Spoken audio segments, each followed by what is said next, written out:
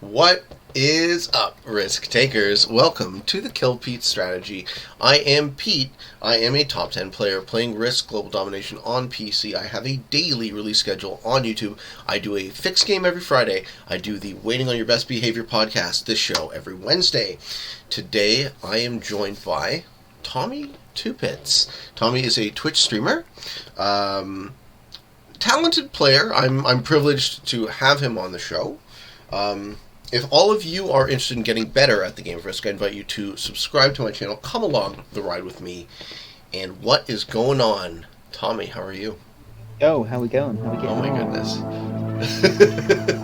We're getting some we're getting a follow audio. I love how the Streamlabs gives me follows even when I'm not online. That's great. How are you, dude? Keeping you up to date, man. I'm feeling a little bit honoured to be in the presence of such a legend. Oh yeah, butter me up, huh? Before a long game, you want to put me in a good mood. It's game time already, Pete. It's already game time. Brilliant. Well done, sir. Okay, so settings. You would like to do reverse world. Indeed. Fixed capitals. Indeed. With blizzards, if possible. Manual off. Yeah. Fixed capital. 60 seconds. Yep, of course. And no fog or fog. No fog. No fog. I like everyone to be aware of what's going on the board.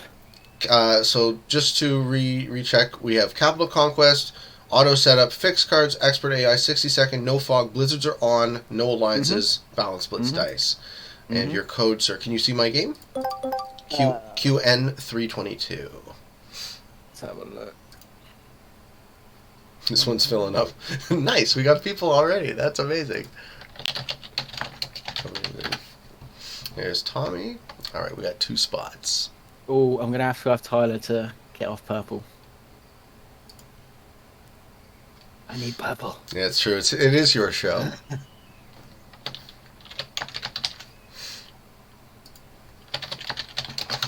You were blue, but as soon as purple became accessible, you switched to purple? Yeah, I mean, there was a little moment, because I don't know what it is with purple. My stream stuff's all purple and everything like that, and I missed it on the Twitch Prime release, and that's always been one of my biggest regrets in life. Oh, really? Until your whole life, eh?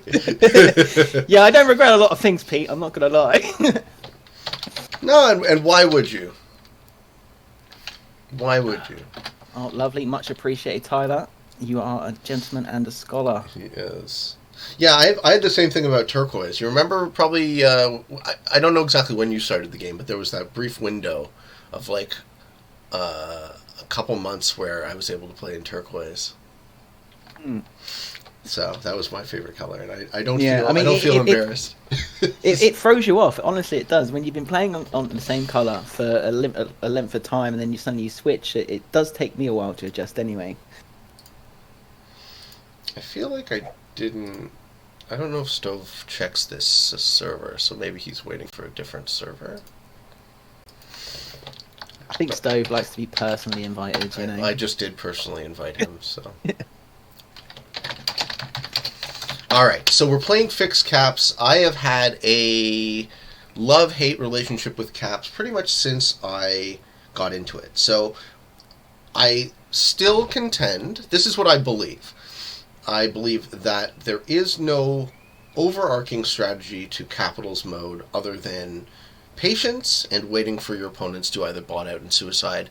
However, I'm aware of players such as yourself who are quite good at caps and win consistently, which is an argument against this belief. So what do you think about all that? I personally think there's a lot of truth into your theory, Pete. You know, I think Capital Conquest has its place in the game. Okay. And I feel when you play against high-level players like yourself, and especially in these high-level lobbies, which we're probably going to experience now, the caps game generally is forced into a stalemate. Okay. And that is just literally because no one gives anyone any room, and there's a pride factor that kicks in my opinion, where no one wants to lose. We're all top-ranking players. We all want to win. No one wants to take that second. No one wants to take that third. And I find the secret with caps is the mistakes that other people make that you capitalize on, as with any other game, but even so, more so, especially in a fixed caps concept, because there is so little wiggle room to get ahead of your opponent. Ready up? Did you say you capitalize on it, or? like you say, you capitalise on their mistakes. Like you are literally forcing them in to make their errors, so then you can pounce on that. It's generally like I was just making a pun. I'm completely lost there. You've completely lost me. Capitalize on caps mode. No, so expecting players of this quality to make mistakes is less likely, and that will force the game into a stalemate. And then what? How does it end?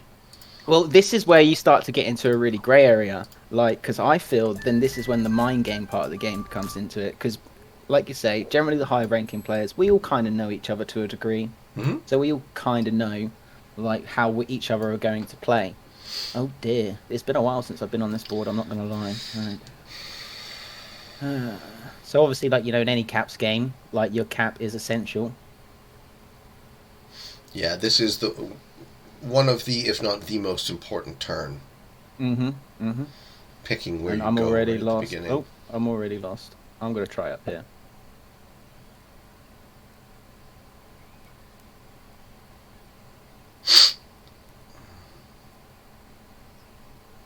And obviously the RNG factor really kicks in here as well, because where you're placed, the blizzards again add a really interesting random factor, which can work with and against you. Oh, I thought I was white, and I was about to pick, but that's careless. Shit. I don't have very good spots at all.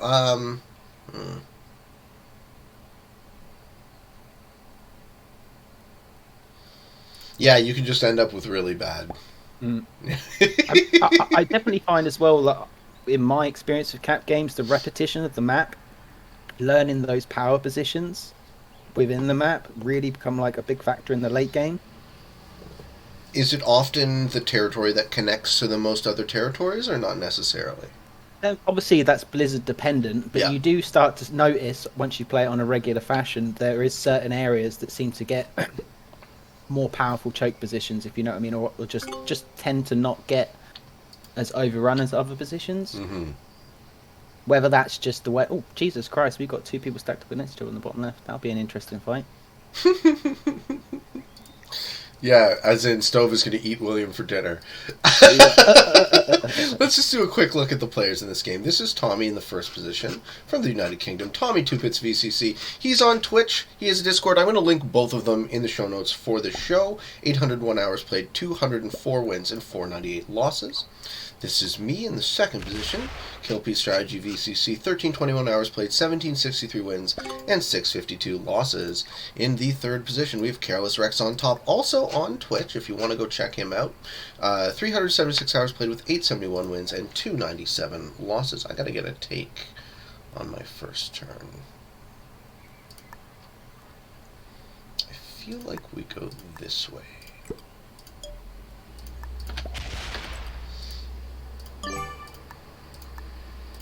And obviously, in any fixed game, continents are your main factor for gaining troops.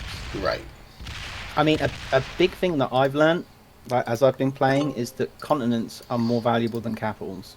Oh, really? So you can give up your capital in the early game? Yes and no. I mean, you could probably go through my Twitch where there's a couple of games where I have done just that. There's a phrase that we've been coining in the stream. It's like the no facts, no cap strat, where you literally give up your cap, let someone else overextend, and just build secretly in the background. Because it's a cap conquest game, the players tend to really get focused on their caps, especially when they're holding 2 or 3. They tend to forget that their continent bonuses are the ones that are getting them the troops that they need. Because if you think about it, when you control an extra cap, that's only an extra 2 men. Yeah. That's not going to do much in the long term. Not at all. I mean, there's a lot of patience involved in this. Like as we touched on earlier, the patience factor is huge. I mean, don't underestimate fortifying in a caps game, rather than just taking a territory. Like that extra turn just to regain your troops can make a big difference 2, 3, 4 turns down the line. The continents don't really matter. Or sorry, the cards rather don't really matter. Yeah. Yeah. No, especially when you look at a board like this, for example, the bonuses for the continents are quite high compared to some others. Oh, so I'm just going to lose. That's bad. Don't think I have a leg to stand on, sir. Well, you've got this whole free space down the bottom right here, Yeah, which is actually, which is the biggest gain on the board, if I remember rightly, apart from the middle section. Yeah, the +7.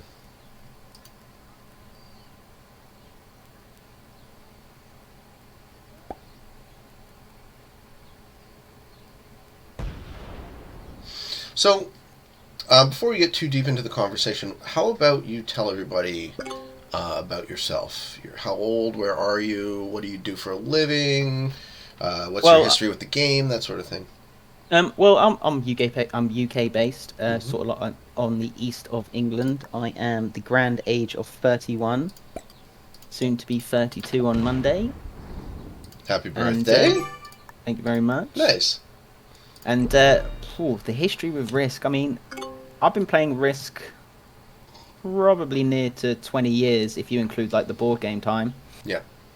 I mean, I didn't really find it until I was in my late teens, early 20s maybe. Something like, I'm probably not even playing it 20 years then. My math's a bit off there. 15 years, let's go there. And, but yeah, it was a friend of mine that introduced me. And we had like a weekend where we was just hanging out, me and a couple of friends, and he pulled out the Lord of the Rings edition of Risk. And I'm a huge Lord of the Rings fan. Like, just the whole lore, everything about it is just, it just speaks to me. And that was just the ice on the cake. The idea that I could participate in a Middle-earth strategic war against my friends just excited me. And then from that point, I mean, the first game we played lasted over the whole weekend. Was that the one with Gondor and Mordor, or was that the teeny weeny little one that they came out with first? No, that was the full big one. Nice. Gondor. I love that map. And it's and I don't know what it was. It's like I couldn't believe that I'd never played this game before. And my family come from a big board game background anyway. Like the whole Christmas, every time we'd get together, we'd all sit around the dining room table, play board games, card games, that sort of thing. So it really found a good place in my heart. This game did. And it wasn't until they released it on this version on mobile. I'm not sure when was this released on mobile. What we talking 3 years ago, maybe? Yeah, something like that. Yeah, I mean, me and my buddies, we were straight on it.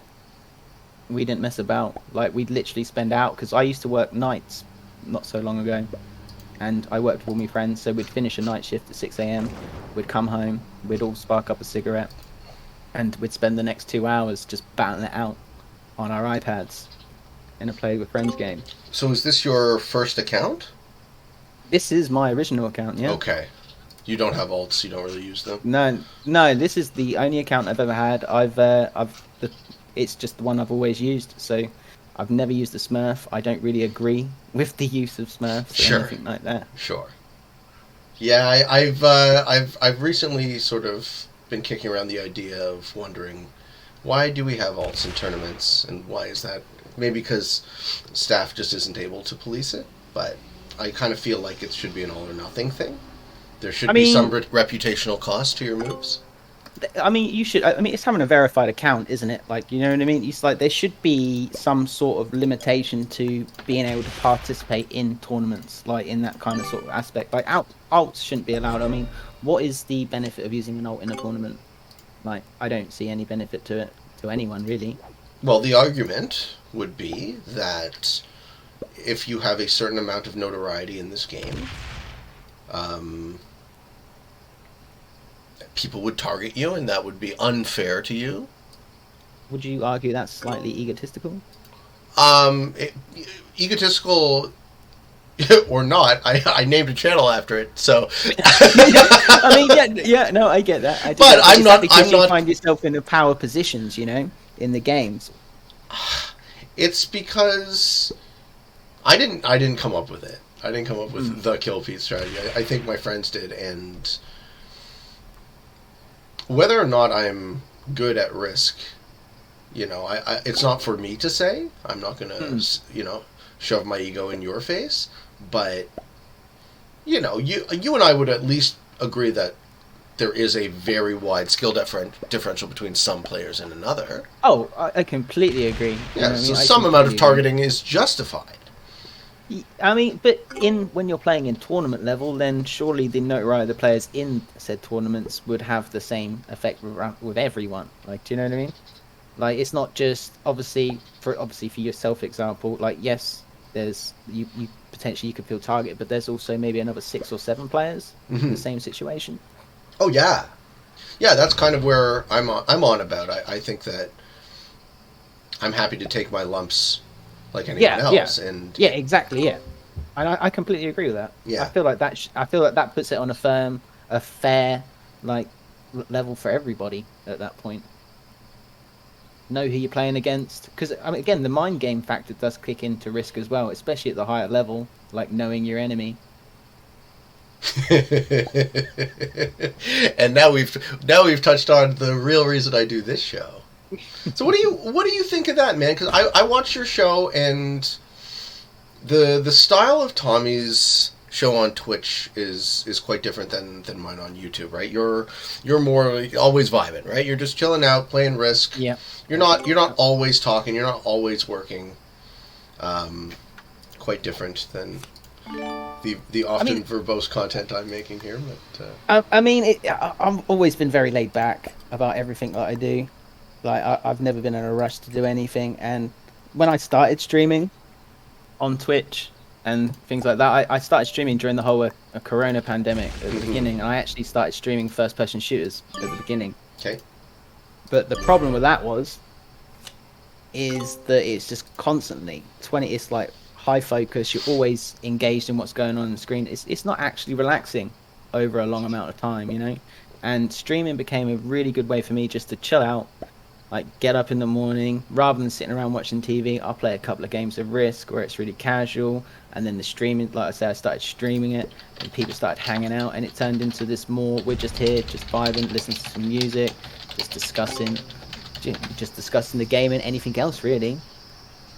And from that, I'd say my skill levels have improved immensely just through the people that I've met through streaming and like becoming a part of the community itself. Like, I owe a lot of credit to the people that come into my stream for breaking certain things down for me in certain games and stuff like that, and learning from it. Yeah, this community is a really special one. And like yourself, Pete, like, you know, it's like I've been watching your videos on YouTube and stuff like that, and you highlight stuff that I hadn't even imagined. I hope so. I hear this a lot, that I'm a benefit to others, so that was the reason I kept going. Yeah. Yeah, the reason I started was just mostly out of curiosity, and then noticing your own mistakes, right, in the act of making video has a strange way of improving you. Yeah. And the brutality of one's comment section or chat box is quite refreshing sometimes. There's a few people that will not hesitate to point out when you fuck up. Yeah, and then you learn. So you do, and I'm all for that. I mean, I don't take anything to heart, especially like when I mean, at the end of the day, this is a game. It's supposed to be fun. Yeah. Until it isn't. Until feelings get hurt. I mean, feelings, feelings do get hurt, but I try not to let that happen in respect to myself. Yeah, that was something I was curious about to ask you. So this segues nicely. The type of personality you have to be successful in fixed caps. So these are your settings, right? You'll play these settings ranked. You prefer something like this? Yeah. I mean, there's a few reasons why I play this in ranked, in compared to anything else, because of its slow nature as well. Allows me to engage more with my chat, which I think is very important.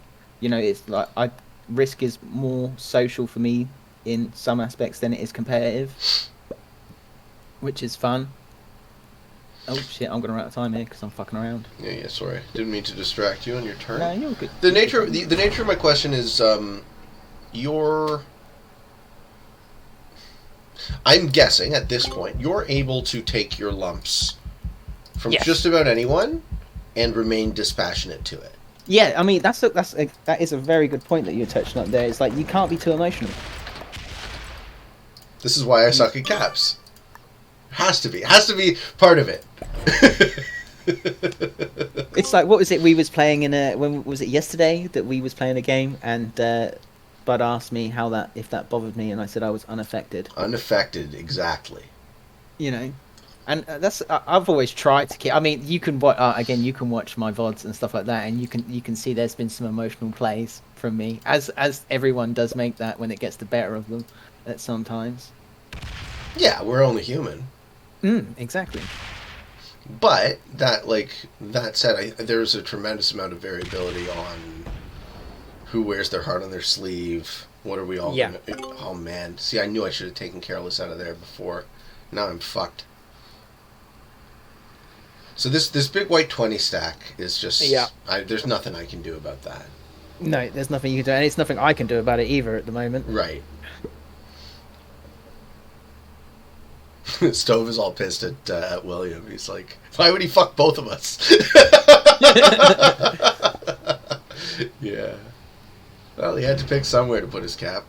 Uh-huh. And again, this is where the whole RNG thing kicks in. Like, there's again, I play a lot of caps again in like I say, because it's such a chilled vibe. It's like the problem. There's again, you like I was saying earlier, it's like you capitalize on people's mistakes. Like in a fixed cap game, there is points where you can make mistakes and recover from them. So whereas you're playing progressive, that one mistake will absolutely ruin you. Okay. You suggest that these modes are forgiving. In the ranked lobbies I play, I would argue. Like again, I don't like when you're talking at like all 6 high level players, those mistakes are exploited endlessly. Yeah.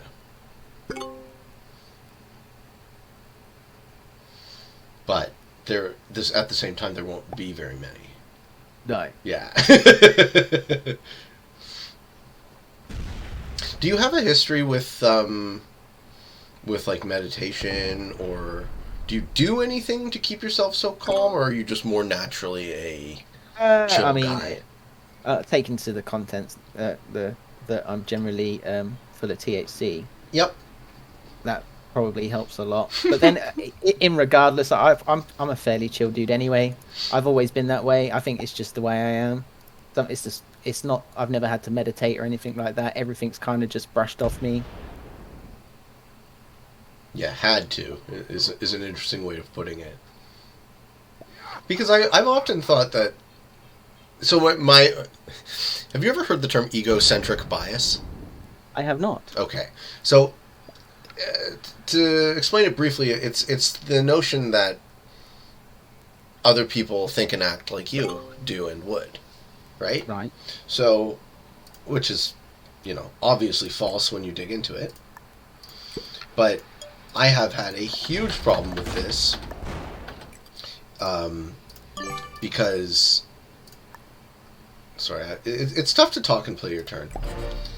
Because I tend to think like, oh, well, it makes perfect sense to me. Why wouldn't everyone believe what I believe? But the way this applies, and that's why I was earning. Oh shit! Wow, Carol is so aggressive. Huh.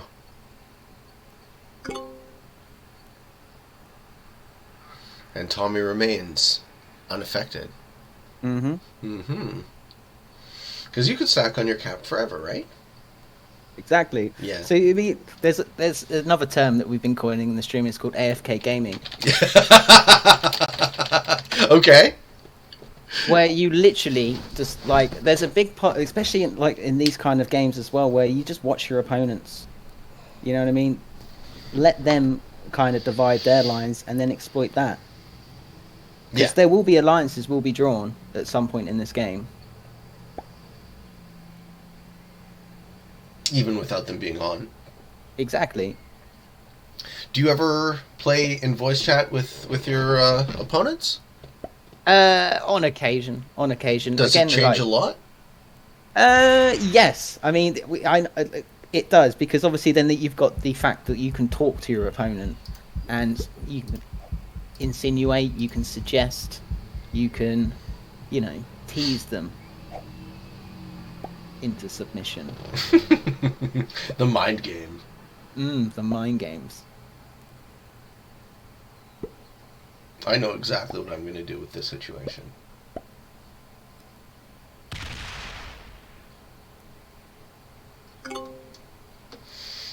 Looks like I get India after all, but is it going to be enough? So what got you into streaming? Like you do it almost every day, I noticed? Yeah, I do. I'm like 4 or 5 days a week. Like I'm actually in between work at the moment because I'm saying between work. I'm in the process of starting my own business. Oh yeah? What are you doing? Me and a couple of friends of mine, we purchased a second-hand food trailer, catering trailer. Cool. So we've literally stripped it out and we've pretty much finished kitting it all out now, so it'll be ready and functional within the next week or two. What type of cuisine? We're talking battered chicken. Ooh. Like in big balls and spicy and plain, and then dirty fries of all varieties. Eventually, we want to become like the Subway of dirty fries. So choose your toppings, like really glutton food. We've got a couple of pictures in that lined up already. I like how you put that, glutton food. Mm-hmm. Because I mean, I live around a lot of American air bases. Okay. And the food truck culture hasn't really hit the UK. Really? Like, massively. Yeah, I mean, it's a thing, but it's not like a thing. So they're only really popping up outside of the American air bases now. So we just plan to exploit that as much as we possibly can. You think the Americans would enjoy the dirty fries more than the English? Yeah, I mean, because it's an American thing. Like we're a bit like fish and chips, like kind of set in their ways. So, and we're slowly changing. Like there's only like maybe one food truck vendor that does, like, for example, hot wings, like in like 30 miles, like around me, which I'd imagine, as far as I'm aware, in America is like a huge deal. Like you get them everywhere. Yeah, we definitely have them in Toronto. It's when I was a kid, it was only hot dog vendors, and now you can get anything. But it was also nice to have that happen because of the pandemic. The restaurants were closed for so long. I mean, that's definitely helped. I mean, the truck we brought it off someone else that was going during the pandemic, and they've since upgraded because of the success they found during the pandemic. So it's definitely on the rise. And I got let go from my job during the pandemic anyway, so it just felt like the time for me to actually try and do something. As someone who's been self-employed for pretty much all of my adult life, I can tell you that I'm happy to trade the earning potential I might have lost working for a larger organization for the freedom that working for yourself gives you. Oh, completely agree. Yeah. So I'm excited to hear of your journey because at the very beginning it might seem daunting, but also exciting. Oh yeah, I mean, I'm completely going through all the emotions right now. Sure. Like now, especially now that we've got to the point where it's fully renovated and it's actually nearly functional. It's like, hang on a minute, this is real. This isn't just us doing something on the weekends anymore. It's we're going to be working here. We're going to be doing something. We're going to be producing something. Are you a hard-working guy? Do you like? Oh, I'm a grafter. Okay. I'm a grafter. For those of us who don't know the term, I work very hard. I do work very hard. Awesome. I pride myself in work in that respect. I never used to be.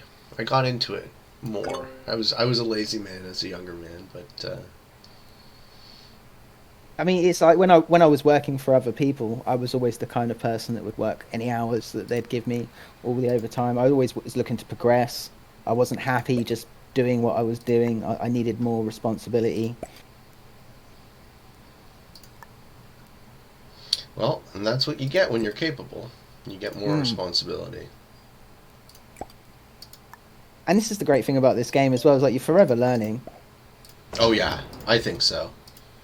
And even, like, say, more so the higher level, that, like, I never even imagined that I'd be playing amongst people like yourself. Sure. Back at you, dude. I've played with you enough to say that I am always watching you in game. I'm always nervous about what Tommy's going to do. So the feeling is mutual. And I am really excited for the future of this game. I don't like, contrary to what some people may believe, I don't think the game's dying. Okay. I think it's very infantile at the moment, and it just people haven't realised its potential yet. Yeah, well, there has to be a resource problem here somewhere. I think it might be a marketing problem. I mean, that you could. It depends how you look at it. I mean, it's a hard genre to push on Okay. the general public because it isn't for everyone. Okay. You know, it like in the sense that like the forefront of what any like people see in terms of gaming. I mean, you're looking at your Call of Duties and your big well-timed. They're the ones that are forced in your face, and that's what kids get into. Like, you know what I mean? But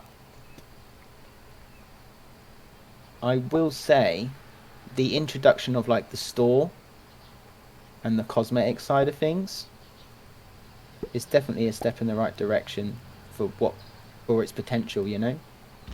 I don't know. I'm not. I'm not really into video games. So, No? what is? No, I'm into Risk. I avoided video games for the longest time. I played Magic as my main hobby for Oh, what, about a Magic decade. Gathering? Yeah, yeah. Yeah, I played a little. I played a little. Did you enjoy?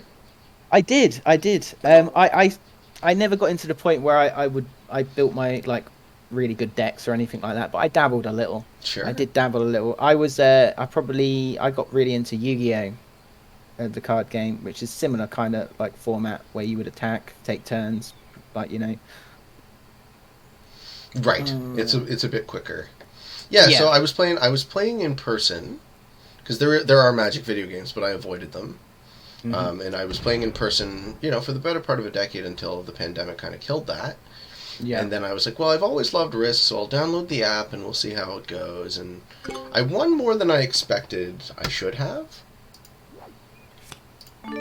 So I was like, oh, here's the question then, how good are you?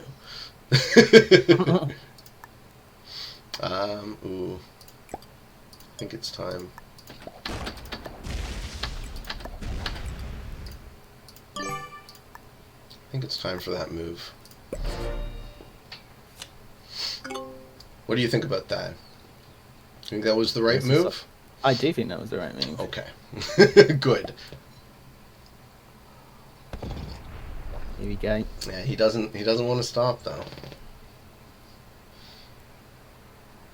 So there was have you ever played Tyler? Sir Tyler in this game? I don't think I have. Okay, so there was the first game I really remember playing with him was Fixed Caps. It was a tournament practice on 28 turns later, and he got in a situation where he just had to stack on his cap for what felt like multiple hours. And he did it, and as soon as he did that, I was like, okay, this guy's good. Because at the time I thought he was an alt. But it turns out he wasn't an alt, and he was just a unknown new great player, and we have since played a lot. And he came into the finals on that tournament, so there you go. Oh. Yeah. So I'm going to take part in some AFK gaming right now. Right, you must. Mm-hmm. You must rebuild. I've exhausted all I can, which gives you a fighting chance, which then should in turn cause other people to react. Right, and start hitting me. Mm-hmm. Yeah. Reasonable.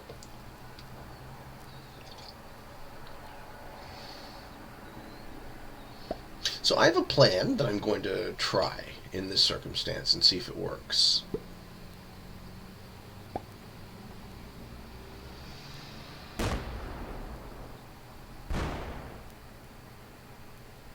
William's mean. Well, now William's not there.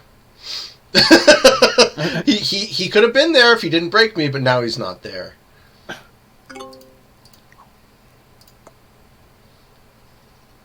Do we have the cards? It's gonna be bad. It's gonna be bad for Stove though.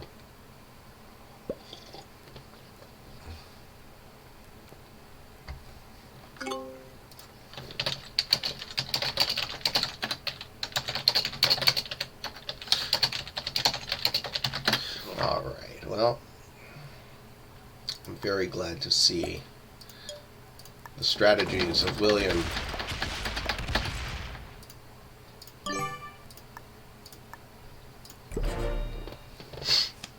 Imagine I'll get slow hit here. Well, so this might be a boring show for you for a while, but that's all right. You're used to it. I don't mind. It doesn't mind. This is chill. Yeah. Well, at some point we could switch to VC. I bet you Stove and Tyler will chat with us for a bit. So let me see the other stuff. So okay, so what do you get out of streaming? Like, why do it? I love to dig into the motivation. Honestly, I think it's the people now. Yeah, they're your friends. I really do it. They are. It's like, and I'm a fairly social guy. Like, I've got friends outside of streaming and stuff like that, but I'm a bit of a hermit. I don't really like going out that much. Okay. I don't know why. I think it's just as I've got older. I was very social in my 20s, very social. You couldn't keep me inside. And it's just gone the other way now. And I'm really enjoying being inside, meeting these people on stream, and just like you say, becoming friends with these people. Do you not suppose that this is where all socializing is headed? I mean, it's hard to imagine, but it's definitely a possibility. Yeah. I mean, I don't want to say goodbye to, regularly meeting people anymore, because that sounds such like a depressing thought, not having as much physical and like actual contact with people. Mm-hmm. But in reality, it's probably closer than we'd like to believe it is. Oh yeah, I mean the response to the pandemic surprised me, and it probably has a lot to do with just the fact that I'm on the upper half of the inflection point of age now, right? I'm older than the median age probably of all humans. Right. So I look at it and I'm like, oh, why on earth would people trade some, from my perspective, very small risk for what they stand to lose, which was just a ton, at least, right? What's the point of being alive if you can't live your life? No, I completely agree. Yeah, yeah. So, but that, I'm not trying to get super political about it. It's just like it kind of shocked me, and then. I mean, you could argue it's been going on for a long time. Right, it just accelerated a trend that already existed. Yeah, I mean, it's the introduction of the social medias and your smartphones, and you're constantly being connected to each other. Definitely gives you the illusion that you're more connected than what you actually are. Or maybe that's just me being, downplaying it. Maybe you are as connected, Maybe that's just me not buying into it as much as everyone else is. Well, there are all sorts of different types of connection that you can make with people. Like, man, this goes down a super deep rabbit hole, but I'm fun to talk about it if you are. So, yeah, of course. Have you heard of the idea of the singularity? No. So, there is a author, futurist, inventor. He's a VP at Google named Ray Kurzweil. And he wrote a book called The Singularity is Near. And basically, the idea of the singularity is the combination of nanotechnology, genetic engineering, and AI. Yeah. In the near future, where we can't see past, right? The future past that is invisible, because these three technologies will synergize in such a way that you could remake reality. Right. So once that happens, what do you do about it? What do you need your physical body? Well, you've evolved beyond that point. Yeah, well, how evolved is an interesting way to put it too, right? Because it's our technology that has evolved. Well, see, this is an argument as well, isn't it? It's like evolution that's natural evolution. Like, we've evolved to a point where we're our brains, you know what I mean? We started producing, then we had our industrial revolution, then we had a technological revolution. Like, is it just got a point where evolution has gone as far as it can? Do you know what I mean? And now it is our job to take that next step ourselves.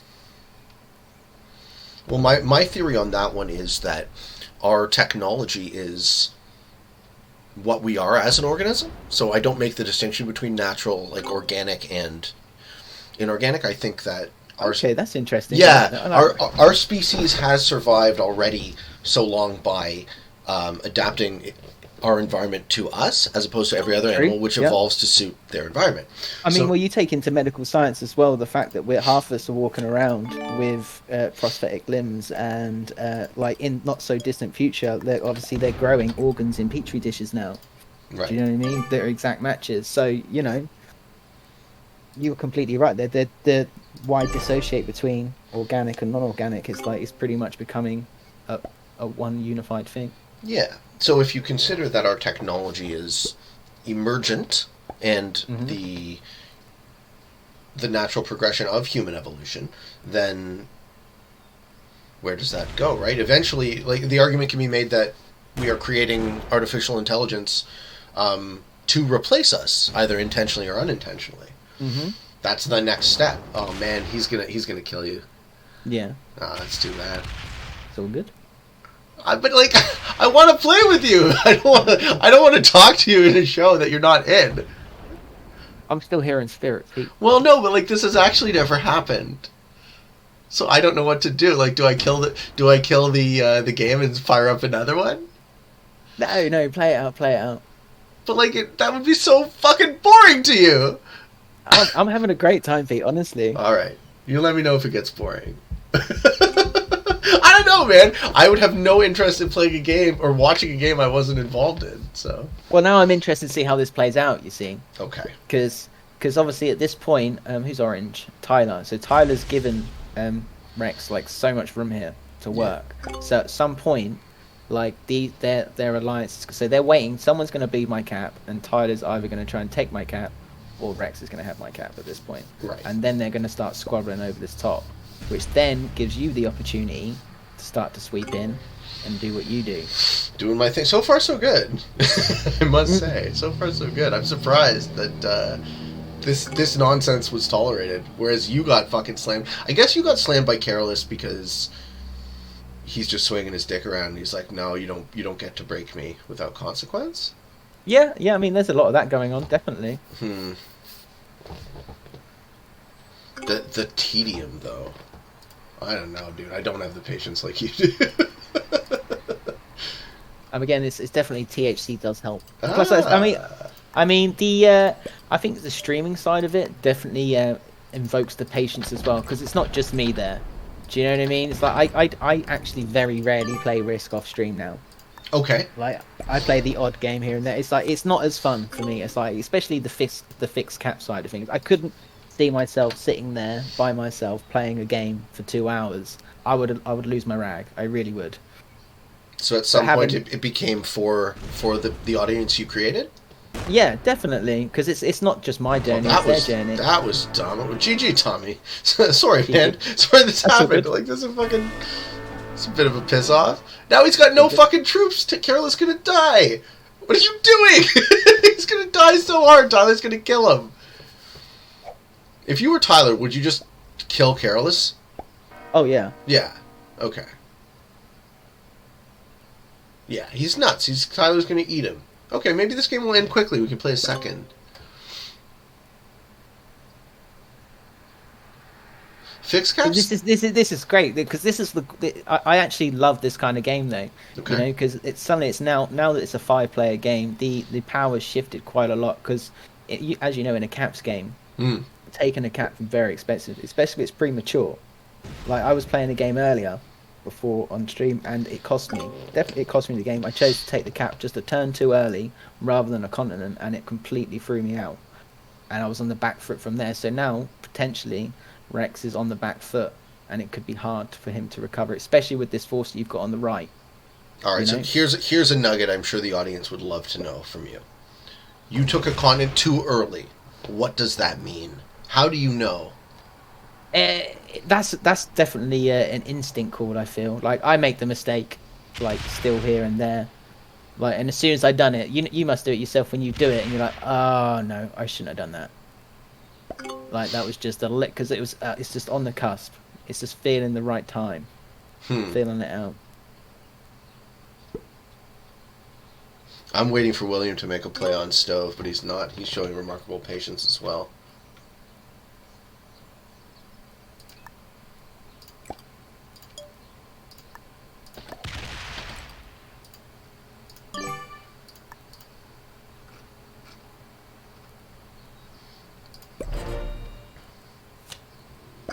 Yeah, so to finish that little spiel about the future, this is actually what I predict happens. Oh my God, Careless, you're toast, buddy. You're toast. I see a future where we first thing that happens is a game gets invented that is customizable to the point where you are essentially God of your own little universe, and you can and do and have whatever you want, and it's close enough to reality that it's almost indistinguishable, or it's good enough. And as soon as that happens, it will subsume all media. Right, everyone will spend all of their time playing this game. Right, you pretty much agree, and you see the same thing happening. I mean, it's like me and a few friends of mine. Like, obviously, I'm quite into my shooters and stuff like that, and I've been gaming since the Amiga. Like, my dad had Amiga when I was growing up. Yep. And I've been lucky enough to see the evolution. So if you take first person shooters, for example, they've gone from your standard just running around the map killing EIs to playing against your friends to now you're playing in lobbies with 128 players in structured teams, all with comms and things like that. So what's the future for that? And we theorize the next development in game, the next big thing would be that you'd have your own character in this open world game, for instance, like your World of Warcrafts or anything like that, and where you level up and stuff like that, but you enter these arenas where you compete against each other in first-person shooter settings or whatever. Do you know what I mean? So this character, essentially, that you create in this world becomes your online persona in a multitude of games. So it isn't just... Do you know what I mean? He's your online personality. Right. The game's within the game. He's your avatar. Yeah, exactly. So this avatar, like you say, touched on this slightly...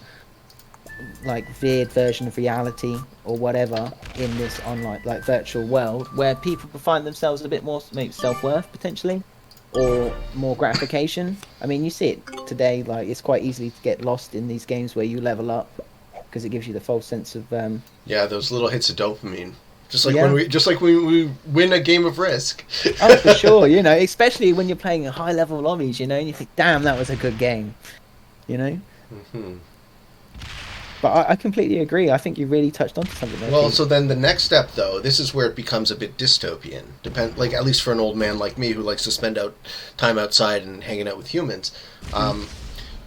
The argument for environmentalism basically says that we should not destroy the environment. Now, when you think about the environment doesn't exist and doesn't care. Right? There's a certain amount of material on Earth. We aren't destroying the environment. We are destroying our environment, and that's a very important distinction to make. So when they're talking to you about carbon offset credits and all sorts of stuff, the logical extension of that thought is, at some point, poor people can't afford to live in their physical bodies if it's cheap enough to download your consciousness into a machine. You know what I'm saying? And live forever inside of this game as a god. Why would you even want your meat body? You know what I'm saying? But then there's the whole thing. It's like, well, how do you pay to live in this machine?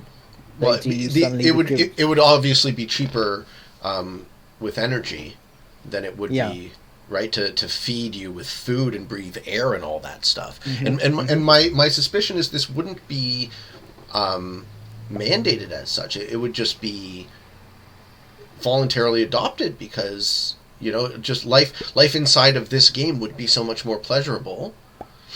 Well, you could imagine that if you was inside this game, like if you take, for example, like crypto mining and stuff like that, where they process whatever they do to mine it, whatever, you could, I suppose, theoretically employ people inside this like virtual universe to do such jobs that require to be done inside that universe, you know? Yeah.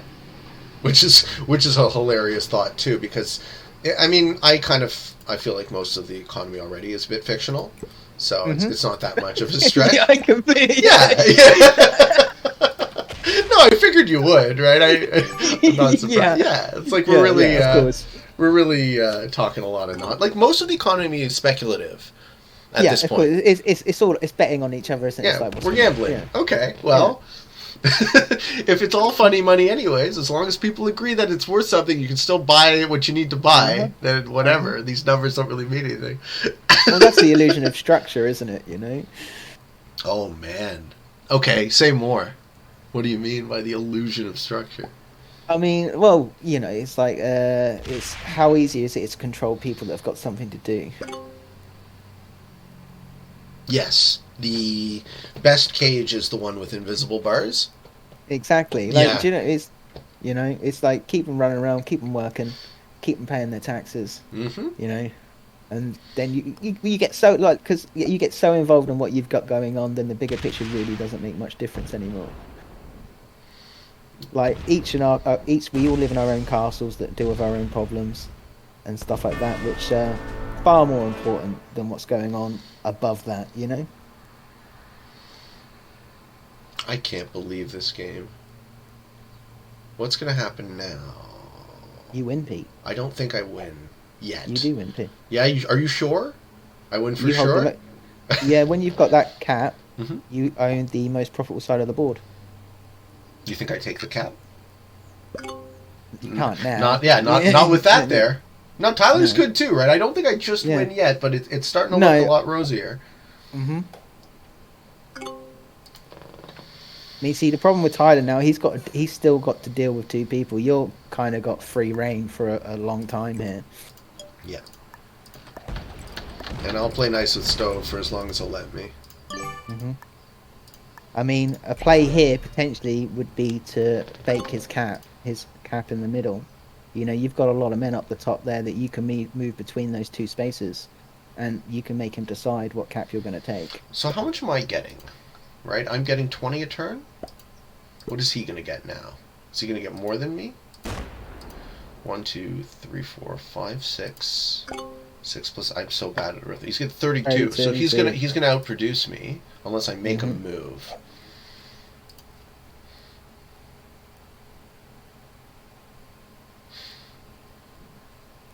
No, I think Tyler wins. Do you think? Well, how do I... He's already at my troop count. Mm. And he's outproducing me by a lot, so... But not enough to take your cap or push you out, I wouldn't have thought.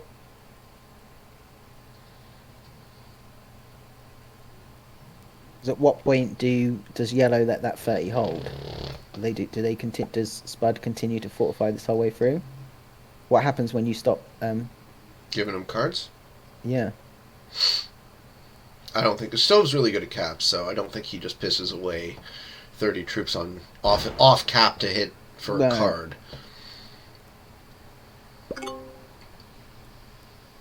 Yeah, I don't see the road. I think Tyler wins. Mm.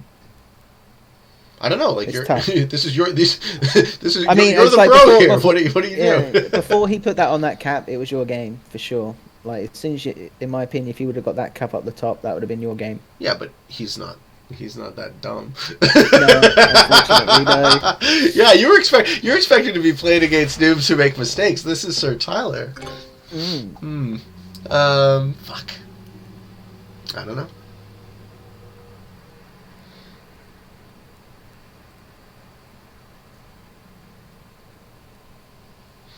I think I just accept second.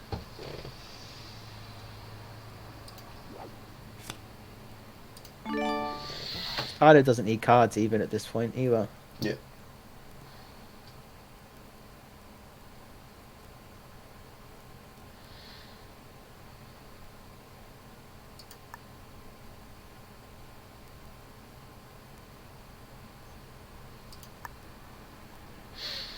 I don't like it.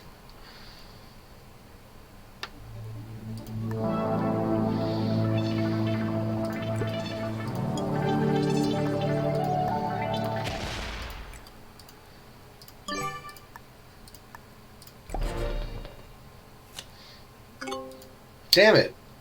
Hmm. Alright, I'm gonna get a cup of coffee and think this problem over. Yeah, I'm looking over it now. I'm trying to see what options you could do here to influence.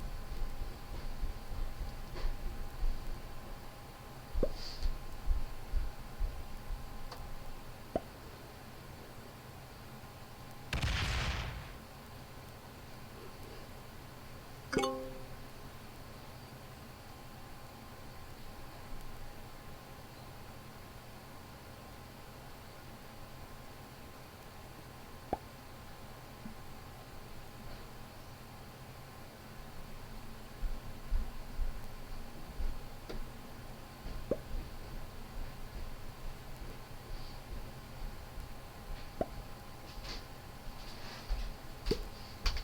bringing the conversation back to Risk for a bit. That was some pretty red pilled shit. What is your experience been of the tournaments? Like, you're still live in the 1v1 tournament right now? Yeah, I mean, I've really enjoyed my experiences so far. It definitely puts into perspective like the skill level that there is out there, like, you know, and it encourages me to try different game modes and different stuff. I feel like they're not as advertised as well as they could be though. Okay, how would you do it? In the game. Ah, yeah, connect it better with SMG. I mean, it's like, because obviously they run via the Discord and there's a prompt to the Discord for the game. But if you make like notifications that there's tournaments live, and like you say, you give them like a minimum level requirement, for example, you encourage people to play the game. You give people something to work towards, especially when they're offering cosmetics in the store and stuff like that. Like, kids grind for that stuff, man. Yeah, it has to be. I would love to be a part, of bringing more people to the community. I love the competition. And it's a good game, and it's really, really well built. It really is a really solid game. Like, in the ways of, like, it's like when there's bugs and stuff like that, they're pretty on it to fix it. Other than you could complain that the dice rolls and that aren't authentic, but they're never going to get that right. But, like, they aren't even. Random events occur all the time. Exactly. Yeah. This is the point. That is the point of playing. You are playing a dice game. There is that real factor to it. It can't all be numbers. Yeah. Without fail, I've been watching. I came to Discord from Reddit originally. Right. For the Q1 tournament this year. So I've been watching this subreddit, and it's just a bunch of people complaining about, well, random event occurred. The game must be fucked. Wah, wah, wah. And it's like, there's more to the story. I don't know. I don't know what to do in this sitch, though. Tyler has me. Yeah, I'm trying to work it out. He's just ahead. I mean, unless you're willing to... Nah, you couldn't even do anything there. No. Let's end this game. Stop being nice to Stove. Caps, man. Caps, man. It's all good. It's all good. If we end quick, would you have time for a second game? Yeah, of course. Awesome. So you've been learning progressive, huh? I have, yeah. I mean, I definitely feel like it's something that I want to get more involved in. Like, I like the repetition of the games is really quick. Like, you can really rattle them out and stuff like that. And sometimes, like you say, you don't want to sit here and play 2 hours, 3 hours of one game of Caps. Especially because obviously I only play Risk on stream mainly now. It's like, if I play one game that essentially can take 3 hours, that's my game for the day. Done. Yeah. We're given William cards, okay. Plus, I like the idea of potentially setting up some sort of like a league. Do you know what I mean? So the same 6 people play the same map 5 times and get points for each scoring, for each position they finish. I would be very interested to work with you on that. That's something I've been toying, I wanted to mention it to you actually, but it's something I've been toying around in the head, especially within the community. I feel like that could be fun.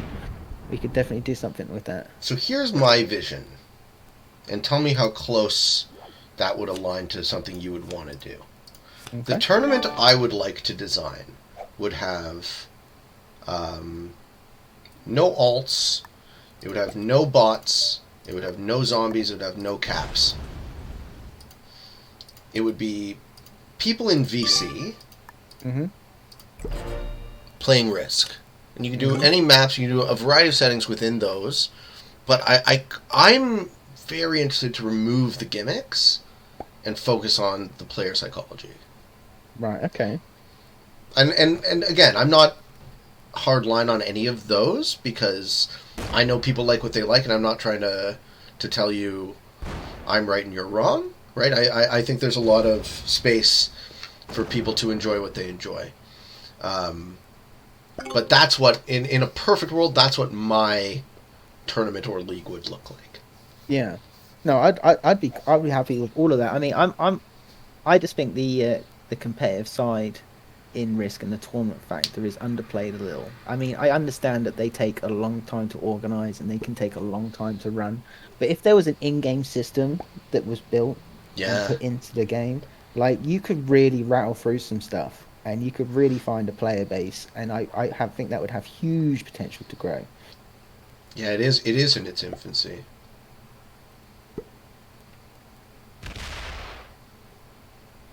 But just coming around this year and seeing the growth in the tournaments, and they switched from a free for all quarterly system to a 6 tournaments a year, one free for all, one 1v1, and back to back like that.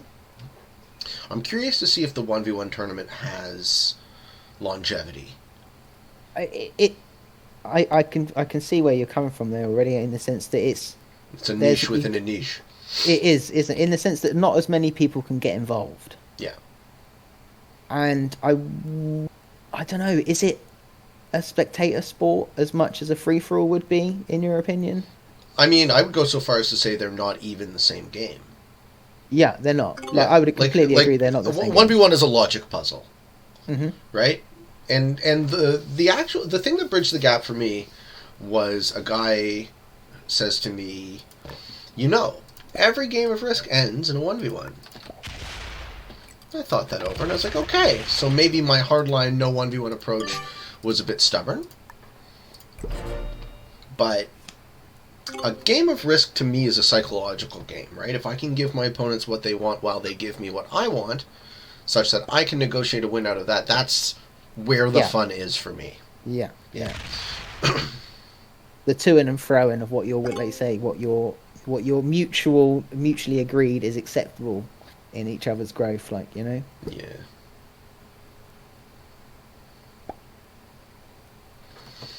Well, so this game seems to already be over. It's just going to take a long time to suss out, right?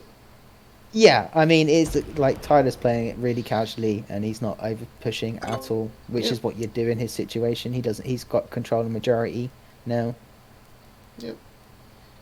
So, like, part of me at this point would just throw, because it's not interesting anymore. I have nothing left to learn, and I would like to play another game. Yeah. But then there's also the factor is what happens down in this bottom left corner. I mean, that still has to play out. Nothing's going to happen. Do you think Tyler's going to play out on you before he makes a move down the bottom? No, Tyler isn't going to do shit. Tyler's going to do exactly what he's doing, and he's going to win because of it. Right. So he's banking on the fact that you guys are going to give up. Because he hasn't got enough to push through you. No, he's not banking on the fact that we're going to give up. Under a long enough time scale, he wins. Yeah. Oh, you mean on the fact that he'll slowly gain ahead, Yeah. slowly gain he ahead. So he outgenerates us in 100 turns. He wins the game. Yeah. Right. So okay, so we're an hour into this game. This game has now become uninteresting for me. I'd love to talk to you about this. So there was a fixed game where this happened. I was playing, not caps, just playing Classic Fixed on my Friday show. And I was like, all right, this game has become uninteresting to me. I'm done. And I killed myself, and I left. Yeah. And one of my viewers was like, wow, that really upset me, and it makes me want to watch your show less. And so I thought about that, and I was like, okay, do I have an obligation to my audience to play to win? I mean, you'd already lost at that point, hadn't you? Yeah. I'd already lost. I mean, I don't sit my games out till the end, like, at all. Like, again, it's one of them. It's at the end of the day, it's got to be fun for you, Pete. Like, you know what I mean? It's not entertaining to watch someone that's not having fun. That was my position as well. You know, so if you had to leave the game and wanted to carry on to continue having fun, then I don't think there's any issue with that whatsoever. Right. I mean, I'm a bit of a. I'm say it is your show at the end of the day. Yeah, and I am torn between my desire to make fun video work that is authentic and resonant with my desire to satisfy the audience, and you can't really have it all ways. So Yeah. all right, so here's how I'm ending the game. Yeah.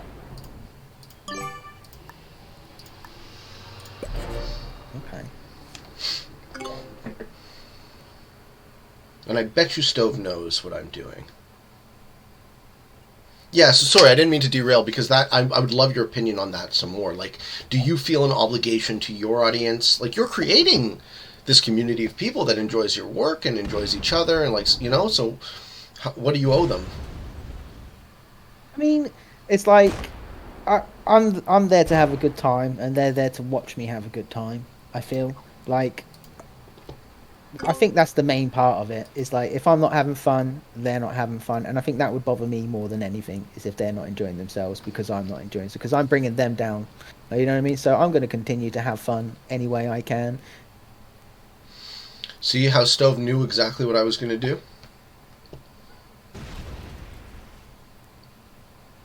Yeah, I mean, the thing I have with it is, if a viewer watches my show and says, I don't like your work for this reason, and I think it over and I say, it's a valid reason. You know, he's got a real criticism. I mean, but you're not going to make everyone happy, are you? No. I want to make me happy. Yeah, I mean, and that comes down to it. Really, it's like you're there producing content for yourself, you know, because you enjoy doing it. Unfortunately, someone didn't agree with a decision you made, therefore he's not as big a fan of your content. Fortunately, there's thousands of other people that produce content that might factor in with him a bit better and his thoughts on things. We're not for everybody. No. I've never tried to be for everybody. I don't think you're the type of person, Pete, that has ever done that either. No, and it would show in my work immediately. It would, yeah. It would be less authentic completely. Like, I think the best thing we can do as like content creators is be genuine. Like, there's so much fake shit on the internet and people pretending to be people they're not and all that. It's like at least we can do is just be genuine and just be like real. Authenticity is so rare, isn't it? It is. Given the opportunities that people get to hide behind so much these days. You know, man, I didn't necessarily come into this expecting us to like agree about absolutely everything, but that's a fun surprise. You know, I'm glad, man. I feel like you're a kindred spirit. I appreciate that, dude. I've really enjoyed myself so far. Good. I wonder what we will play after this. I'll let you guys decide. I'm down for anything. You want to do progressive? Yeah, let's play some progressive. Okay. Well, I feel like you've taught me a thing or two, so maybe I can offer it back. I don't know, like, progressive always seemed more fun to me. I think half of the thing with the fixed cap things, the fixed thing, so that's what I used to play with my friends. Yep. You know, and that's what I started streaming, and it's kind of just carried on from there. You know, and then it's like the biggest thing with like the stream as well is when I started playing a lot more with the community, and then I started venturing to different game modes a bit more and just experimenting with them more. What do you think about zombies? Oh, don't even get me started. No gooder. I don't understand it enough. I think is my issue with it. Sure. You know, the unpredictability of it kind of frustrates me. Yeah, that's how I felt at first. But there's obviously there is a system to it, and it's just understanding the system. Oh yeah, they're the most predictable AI. See, this is actually a miss from Tyler, in my opinion. Tyler should let me have these bonuses because he knows I'm just going to throw them into William. Like, he can see that I'm not playing to win anymore. Mm-hmm.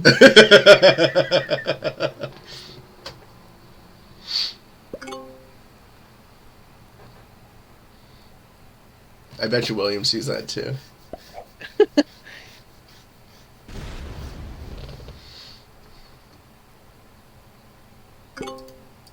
Good game, everybody.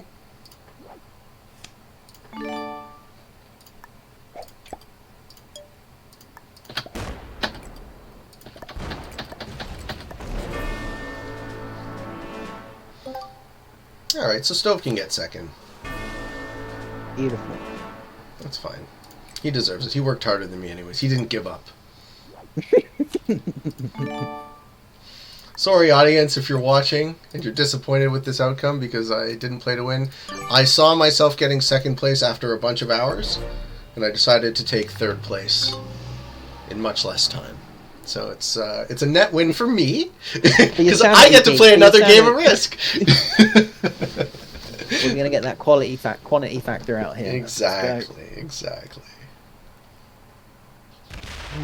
All right, that's cue for me to roll another cigarette. Absolutely. And when you're done there, do you want to bounce over to the podcast server? We can use you for the next game. Okay. Yeah, sure. I'll switch. You let me know when you're ready, and we'll switch over. I say I can do it while I'm here. So okay, so let's go.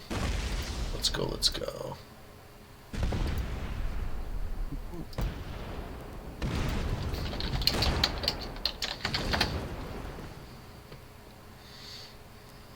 All right. And we're back. I'm asking Stowe to VC because I want to look him in the eyes while I kill him. No, I'm not killing him. I'm getting second. I don't think 158 beats 99 any day of the week. Well, there's a good statistic out there. 22%? What do you think, apparently, guys? the average is 1.6 at the moment. Oh, 9 troops! Woo-hoo!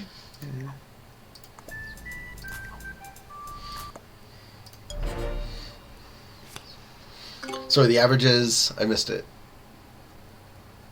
1.6? Yeah, 1.6. Gando's been keeping track of all his cap rolls over the past couple of months, and his average is 1.6. It's not so bad. No, considering that the general rule has always been double on a cap. Yeah, I was close. I was real close there. He doesn't go for the kill? Of course he goes for the kill. Come on, Stove. Kill me. I deserve to die. Ah.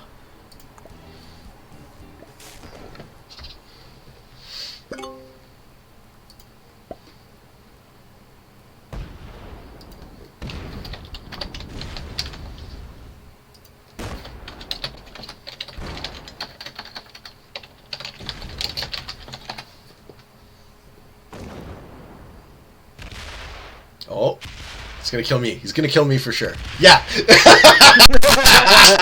Of course he does. And I deserve it. Absolutely. Give Stone second. Right on, man. See, this is the beauty of a caps game. Like, even though I lost, like, I've been in great company and I've had a great time. Good. I'm happy. I mean, that's the... I definitely find that is the beauty. I mean, that's definitely what the spark in my stream that kept me going. Alright, let's see if we can get a little bit of a quicker game. And we'll have maybe Tyler, maybe Stove will come join us in this VC. Alright, you said anything I want? Anything. Are there maps that you haven't really explored with Progressive that you might like to try? I mean, I would argue everything okay. hasn't been explored enough. Alright, so... You gonna throw this game too, Pete? No. This one I'll play for real. I didn't throw. I saw that future and I came in second in that future, right?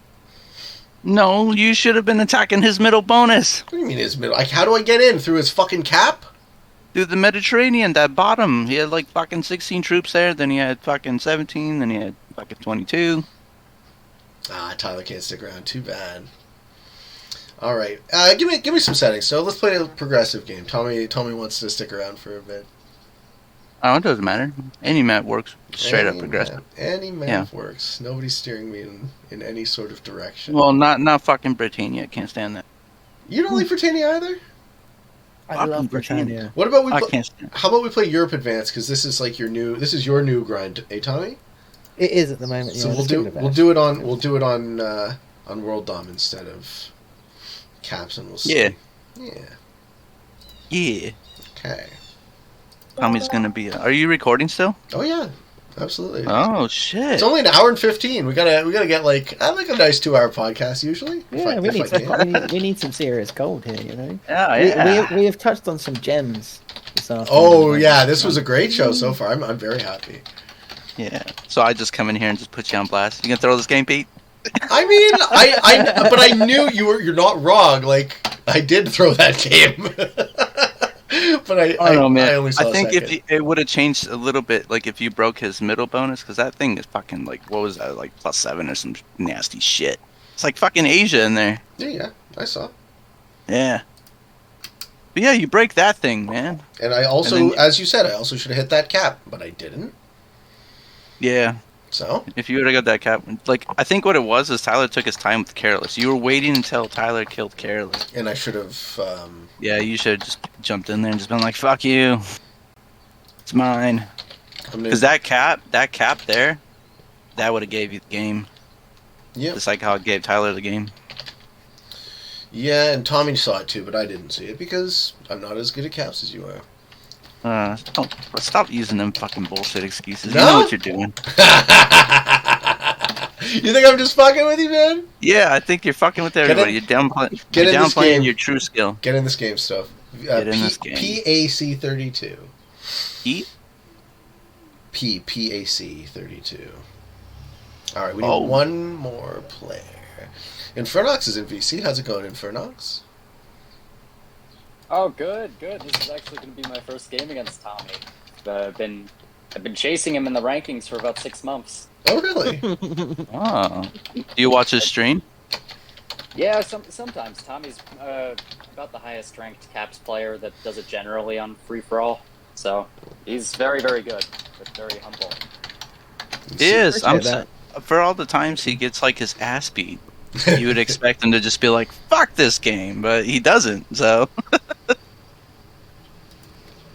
Because I'm just unaffected, Spud. You are unaffected. I respect that. Hey, Frail's here too. How's it going, Frail? Hey, good. What's up? I What's just up? randomly joined this game. Yeah, feel free to kick me out if I shouldn't be here. No. We need one more player, then we're gonna go. Frail has also very kindly agreed to do the show, so we'll set up your show as soon as whenever you have time this week, I guess. Yeah, cool. Yeah, I just lost my 1v1 tourney match, so I'm free. I saw. Sorry, man. But of all people to lose to, champion ever. So Yeah, Oh, he got yeah. blizzards that worked well for his style. I would have benefited from some tighter blizzards, and he was able to play it really conservatively. Champion That ever should be a good very interview. good at 1v1. Yeah, I think yeah. Under other blizzards, I could have outplayed him, but as it was, his style worked very well. I mean, of all people to lose to, I wouldn't shed a tear if Champ took me out. Yeah. Champ's beat my ass before. Yeah, someday I'll get a easier round 3 opponent. I was gunning for you, Pete, but I didn't get it. Oh man, I wasn't gonna make it that far. That we would have matched up. You kidding me? I'm gonna. Are you out of the 1v1 already, Pete? I'm gonna lose to Dirty. No, I'm this round. I'm gonna lose to Dirty this round. And if I don't, I think- if I don't lose to Dirty, I'm gonna lose to Parlox or Curls the next round. Oh man, I would love to see you go up against Carlox, because I you know. know he's gonna do that fucking that whole synopsis again. He's gonna analyze my game. Yeah, I'll he's gonna try my analyze best. your game. Maybe Yeah, you'll help me practice Brazil, Stove. Give me a couple pointers. I'll be like, I guess I don't really practice, dude. I just fucking play. I I'll know. listen Yeah. to. If you make it up against Parlox, I will train you very, very dedicatedly. Oh my I- god! I Everyone wanna wants. see you beat Everyone Parlox. wants to beat Parlox. Yeah, I get it. That would be great if you beat Parlox. Alright, we need to find. That'd be so amazing. Somebody to play with. We'll have to talk to Dirty, get him to throw. No, I would never. I would never. The fix is in. No. Dirty deserves it. Dirty knows what he's doing too. But you can beat Dirty. Yeah, I'm not doomed. It's just. Oh my goodness! Is Parlox gonna play? Oh, Parlox is gonna play. Let's go. This is gonna be a fun one. Get him in the VC. Yeah, let's get him. All right. You're not fooling anyone, Parlox. Fucking stirred the kid. Irish Parlox. From Ireland, no less.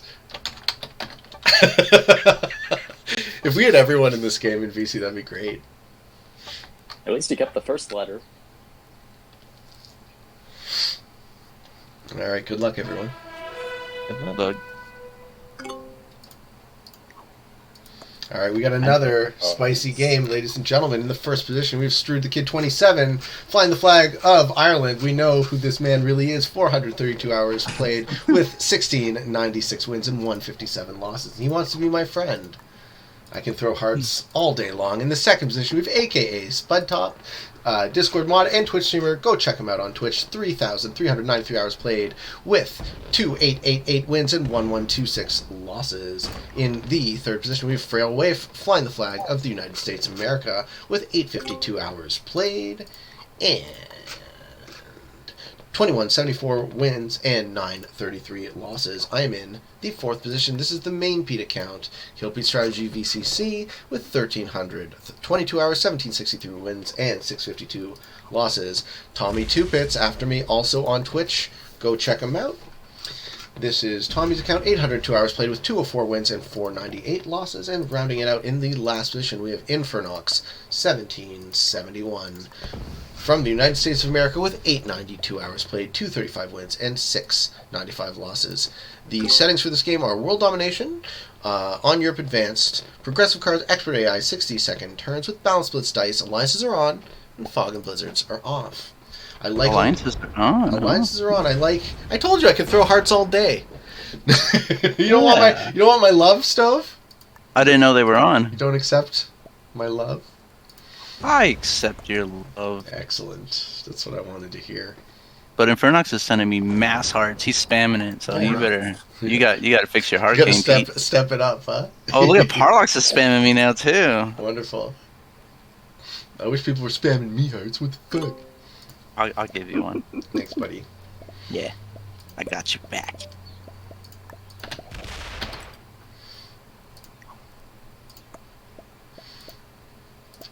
What's How left many for points Tommy do you and think Infernox Cherry will here? take off of Amerigo in her match? Like, Amerigo always... He's one of the strangest players for me to face, just because he thinks so differently about the game. Yeah, but maybe it's you who thinks differently, Infernox. Well, yes, but this is what I'm saying. I'm usually the one that thinks differently, but he thinks even differentlier. Even more differently. Exactly. Differently, I think that one depends a lot on Blizzard as well. I think Cherry is capable of some very high level play, and really depends on if the Blizzards throw them any kind of tricks. Yeah, there are a lot of exciting matchups this round for sure.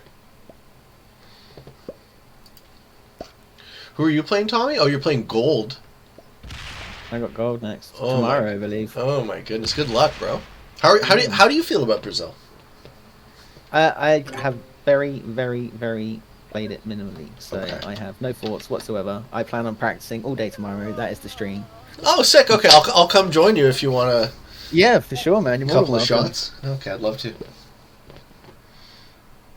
Oh, motherfucking Parlox, eh? Absolute fucking disaster. Well, guess I'm not playing this game. This happens to me so often on this map. With Parlox specifically, or No, on this map. Like, okay, I will put myself in a position where I just get totally destroyed and unrecoverable. You're best when you're patient. What do you mean? Oh, I'm Like, making a roll. what did I do that was non-patient? It's like you were setting yourself up for the best position.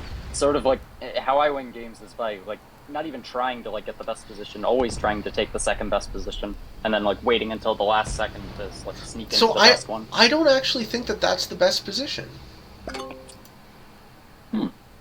I think being in the middle of this board is a bit of a trap because everyone can kill you, and you can't necessarily kill everyone else.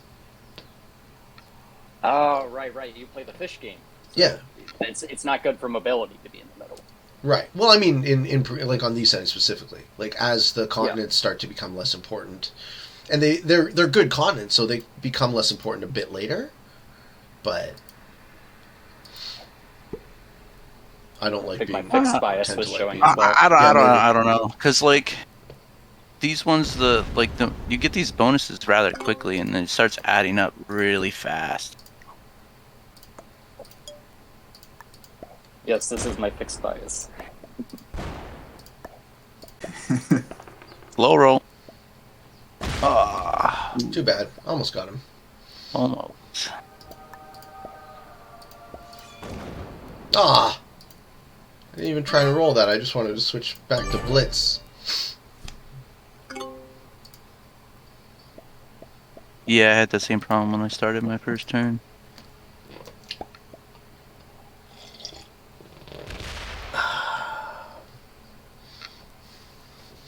Prolix hilarious. Why are you listening to us and not chatting, you fuck? Just lurking in Probably this. in school just right lurking in this VC. Who cares? Fuck school. Come play Risk with your friends. It's official, folks. It's the official Pete podcast. Fuck school. Fuck school. What are you gonna learn? I agree. What are you gonna learn that you're not gonna learn? Play with some of the best players in the world on Europe Advanced. Nothing not worth learning, I'll tell you that. There you go. Oh, geez, I sure hope Parlox doesn't hit me. No! Or you're asking for it. I mean, I'm asking for it. Well, he didn't really hit you too hard that time. You should have. Yeah. Oh, what? I didn't even... Okay, nice job. I didn't even notice. 14. Mm-hmm. I'm a This is sneaky how you boy. play. I'm a sneaky boy. Bonuses. Yeah. I'm Yeah, sneaky that was boy. the problem with Pete hitting Parlox, is there's a little less balance between those two. No, I mean, it's actually clever with psychology. Like, the left side you're less likely to look at unless you're left-handed. So, I'm left-handed. there you go. We figured it out. That is some deep thinking, Infernox. I am left-handed. Oh my god. I am left-handed.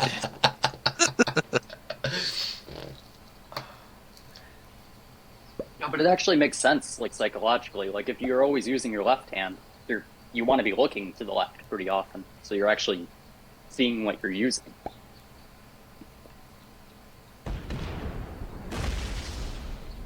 So is the handedness preference? You know what? I have a feeling you know the answer to this question. Is the handedness preference something that is innate, like you're born with it? Oh, no. This is just like, hey, we're religious and it's smack your hand if you use the left hand because that's the devil's hand or something. Versus, like, if you're... I don't particularly know what leads to left-handedness, but that's why most people go right-handed. It's just because religion.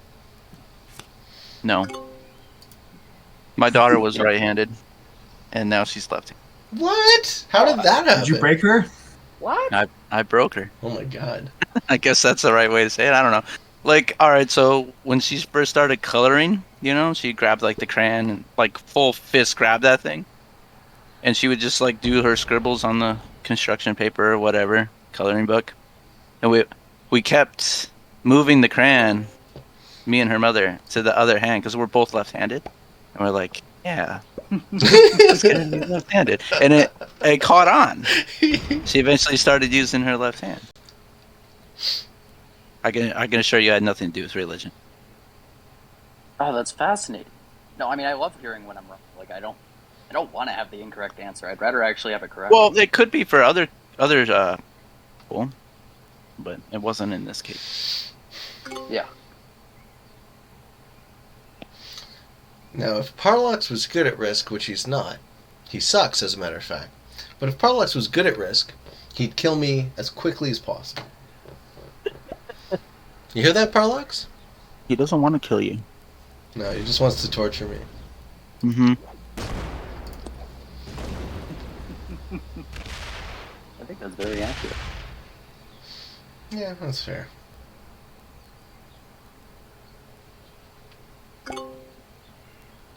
You should have defended that one border. He's gonna break you. Obviously. Yeah. He's giving me one, eh?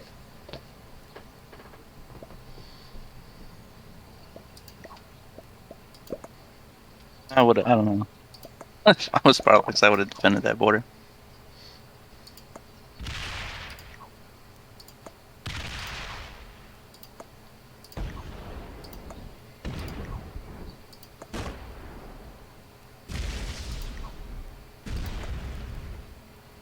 Am I greedy?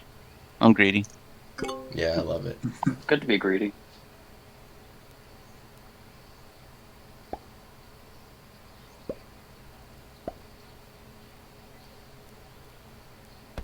It's also good to be the person to stand up to someone.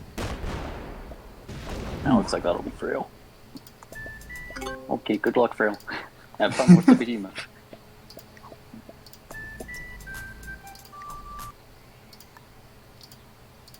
That didn't work as well as I wanted. No, you're good.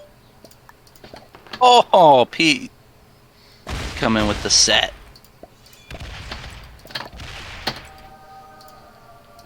GG, Parlox. Fuck around and find out. Fuck around and find out. Yeah, he should have defended that border, but it also was nice that you got that set. I really like what Tommy's doing here, actually. Oh, I don't. Oh, I do not at all. never mind. Holy fuck. Shots fired. That was... Huh. So for anyone listening as a podcast, like what just happened was Tommy just smashed all of his troops through France border in Britain, and I think we're all trying to understand exactly what Tommy's game is at the moment. It's the man of mystery in his podcast. That was retaliation. What did I do? For blocking Pete off there?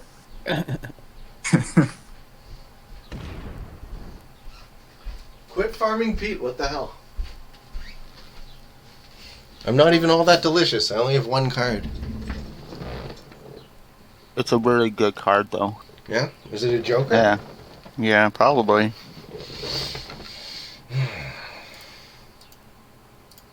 Oh shit, it is a Joker. Told you. Come get me. It's not a joke. It's a Joker! It's probably an infantry. Infantry is like the worst possible. Oh, I think he's gonna go for you. He wants that Joker. Oh, he's not gonna get it. No Joker. Nope. And he's angry. He's locked out. No! No! No! Don't do it, Barlox. Oh my god! Set up Oh, the next wow. step. Serves me right for inviting this guy. Oh, Stove, can you get there? yeah, probably. What do you have in your mouth? A blow pop. A cherry blow pop. Oh my god. I don't even want to kill you, Pete, to be honest. Inappropriate. No, I'm not worth it. No, you're not. We're just gonna go this way and clear all this shit out. 'Cause, yeah. Please break Parlox. No! Fuck Parlox. That's what I say. He hasn't attacked me. He's attacked me Yeah, pretty hard. Parlox is second right now. You gotta leave Parlox alone. No, if you attack Parlox, he won't be second because his bonuses aren't defended at all. Oh, I can handle the Parlox. Alright, get him, Infernox. You show him. I got that free sitting right there. Might as well do something with it. Or you can send me the hearts all you want. I'll just take the grease bonus. You're being greedy. Grease him up. No, I'm being greedy. Yes, Yeah. you are being greedy. But, like, I don't know what wanna to be. do with these troops, so it's just like, well, I might as well just use them. No, exactly. Honestly, like, I see that Pete was really busy with Parlox and vice versa, and then Frail was like really my next threat. Like honestly, I was gonna go fuck up Frail, but then Tommy went in there and just did it for me. So it's like, well, I guess I don't have to bother with that. I'm just gonna felt take over the threatened. map. I feel I felt like threatened. I felt threatened. I felt like Freya was lining me up to take me out. So No, was no, like, no. I think I think Frail was just he's waiting. No, I was just trying to block in Pete over there. Well, Okay, Parallax, if you're desperate for me not to hit Grease, then maybe we can make a deal. Pete doesn't take a card. I don't think that saves you. I guess we're making No. a deal. someone's gonna eat me eventually. Yeah. Nothing saves me at this point. Yeah, I'm pretty sure Parlox wants you. No, you can have it.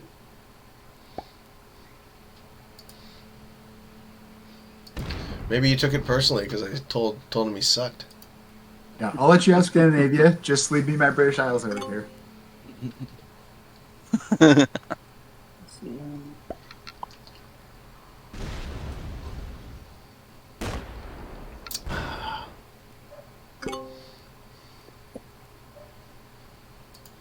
Oh, GG, Pete.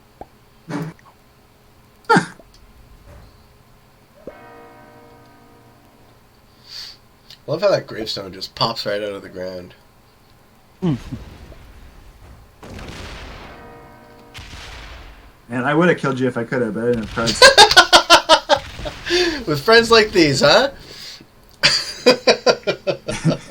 Absolute fucking disaster. GG, guys. GG. No, I mean, these games against the highest competition, it's always a toss-up. It's all about getting a couple games in so you can see who's the best. Yeah, who is the best? Obviously not Parla. No, obviously. I think it's Stove. Probably good old Spud, but Yeah, I was going to say.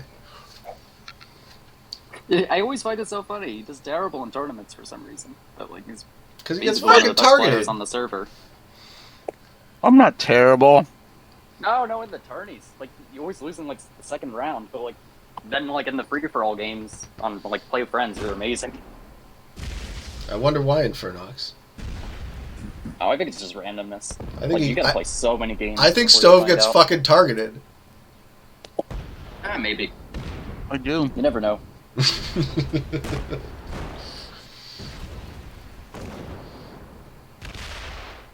Oh, that's a that's a sweep, Nice. huh? Look at that.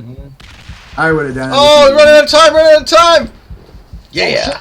Oh! Oh wow! Oh wow! Let's see. That Can I is get in there? unfortunate. That is unfortunate. Okay. I think Oh, you're. I man. think you're Permission still. Frail. You're still unbeatably large. That sucks. Yeah, it's not ideal. Ugh.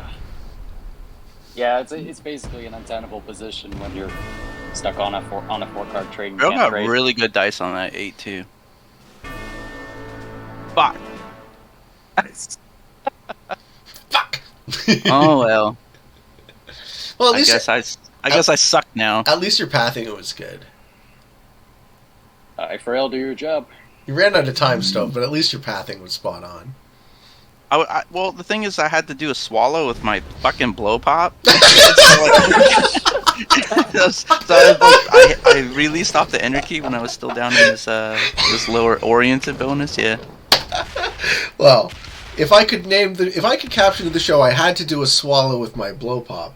I think that would be the quote. Well, 'cause when you swallow, you gotta take it out of your mouth. Oh yeah. Yeah. Otherwise, it's just funny. Shit. Well, Tommy's still in a weird position in this game. He is. Well, he has 2 cards, so I wasn't too concerned.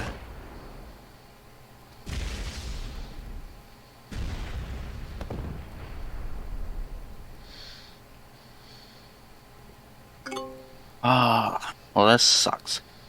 I really wanted your cards. It would have helped. Mm-hmm. See if Parlox has cards. Of course he does. He's so fucking lucky. Yep. He's got decisions right now. He's gonna take you out. No, I think he's gonna hit Tommy. Nice. Honestly, he should have targeted you. You got 5. Yeah, I agree. That's what I was worried about. Didn't want to say it. That'll get me now, though. Unless he gets crazy unlucky here. That was kind of dumb. Oh, He doesn't get a set from killing Tommy. That's the No. problem. Yeah. So Parlox, what an absolute fucking disaster.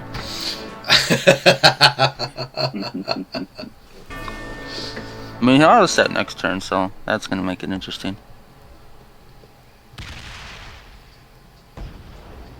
Can't do it. I left a 3 there. You can't do it.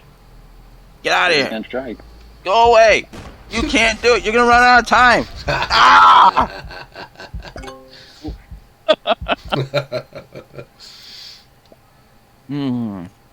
Shit.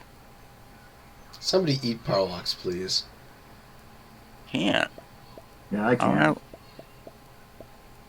Cards. Like, if you hit half of them, Frail gets the other half.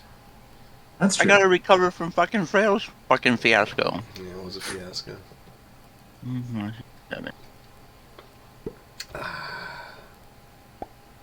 Tommy helped.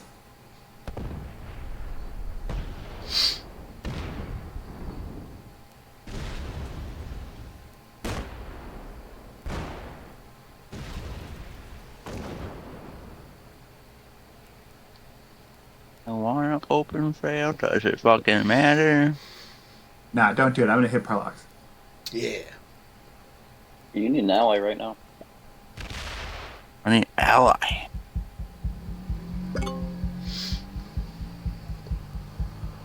Oh, I'm getting to the gun part. I don't like the gun part of these blow pops. Parlox is harding me. He's coming for you. Oh, Ooh. It's alright. alright. That's actually good. I didn't understand the connections at all. Yeah, it's better that that didn't get blocked. That got Yeah. me. That tripped me up too. The first time I played this map.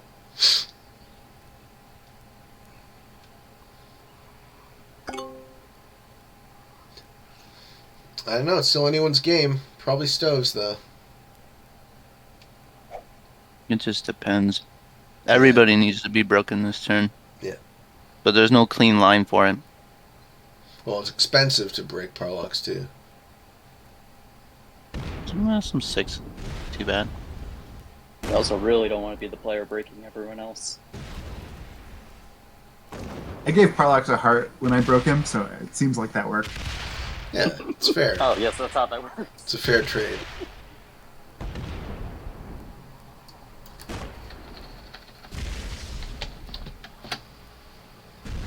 Oh, no, he's going through. Oh, Oh, it's not. I would amazing. have ran through the 11 there. I mean, Parlox, if you want to give Frail the game, I'm cool with that.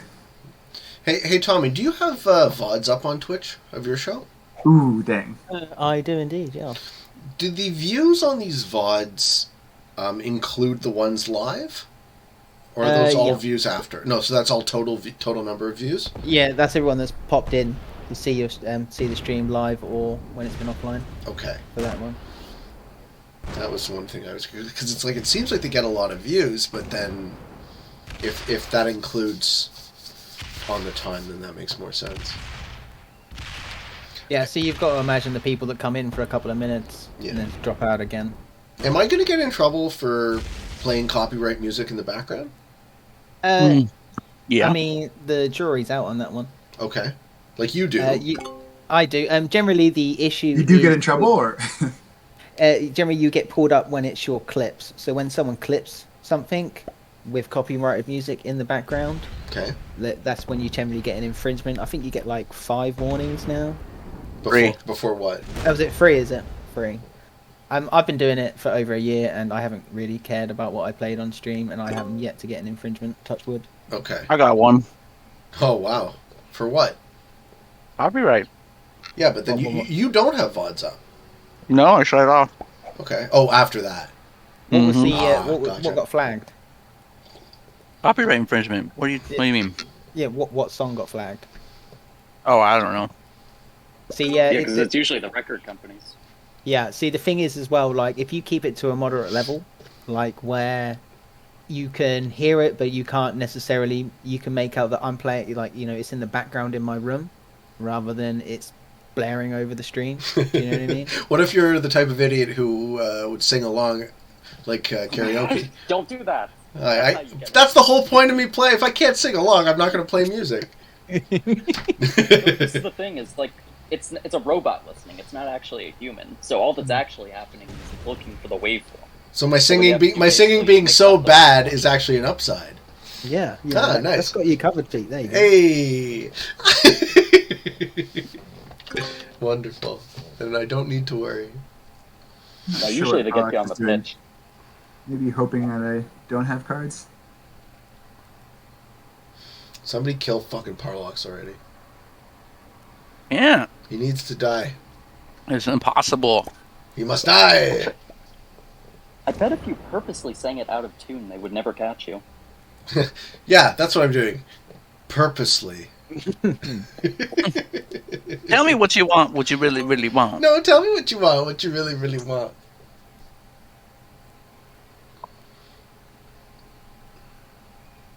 I am the 6th Spice Girl. I'm the 7th. Oh, you little whore. I mean, in referring back to the copyright music, I mean, my streams get muted a lot on the VODs. So if you used to watch mine back, they would get muted, like every 5-10 minutes, because there's obviously music being played, but I'm yet to be flagged for a copyright. But that doesn't count as an infringement? Nope. Oh, so then I have less to worry about. Less. Well, I don't know. I don't need to keep the VODs up, especially because I, post on YouTube. I could just post shit that I want to share in posterity on that platform instead, and just keep Twitch as the live stream. Yeah, I mean, Amazon doesn't have a super aggressive copyright policy, so you're probably fine. Google has a very aggressive policy. Does Amazon own Twitch? They do, Yes. indeed. Interesting. I did not know that. Okay. Hence the whole Twitch Prime thing's all like tied in. Yes.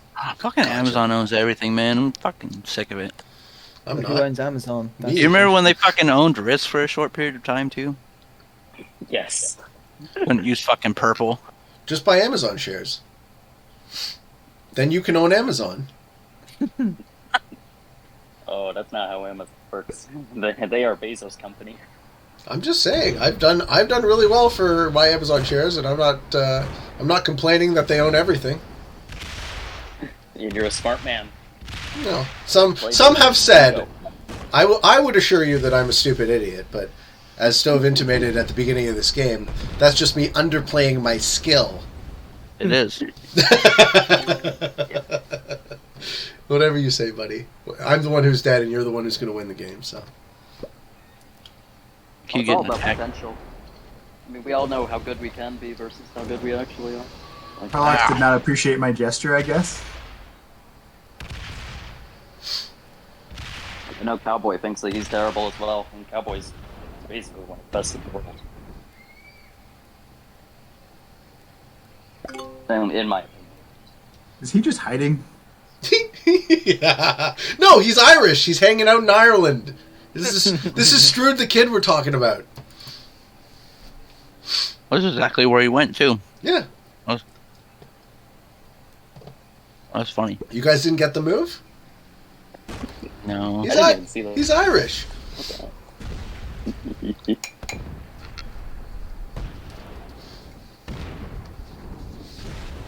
But watch out, Parlas. So controls Israel, so.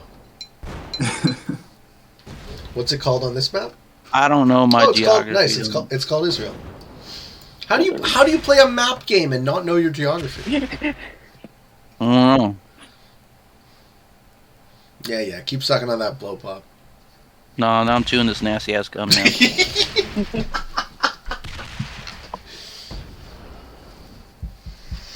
Hey, get out of here. I am. I'm leaving. Oh, we got to set on 3. Fuck. Can I get through you there? I don't understand the connections. Let's find out the hard way. Oh, to kill Barlocks? Yeah. Mm, Is yeah. this connect? Under Okay, under there the we go. 54, yeah, you can. There we go. You should break my other bonus too while you're at it. Nah, I'll do that later. Okay. Yeah, with the 17. Oh, he's mad. Parlock's mad. Uh-oh. Making him cry. Fuck this gum, dude. This gum sucks.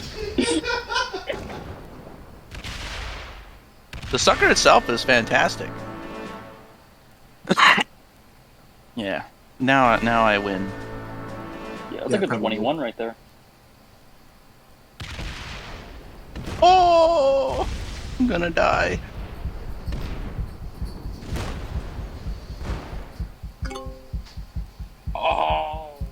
Oh shit! How much is up there? We have 32 up there. We should probably go kill that first. I have time issues in FFA.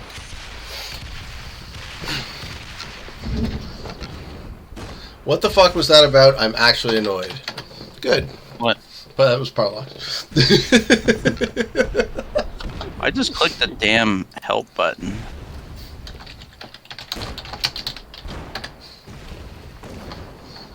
At least it didn't end up like a free-for-all turn. This is ridiculous, whatever. Even worse than that 14-hour one. Like, at least with that broadcast, it's like known for it. But... Frog World done.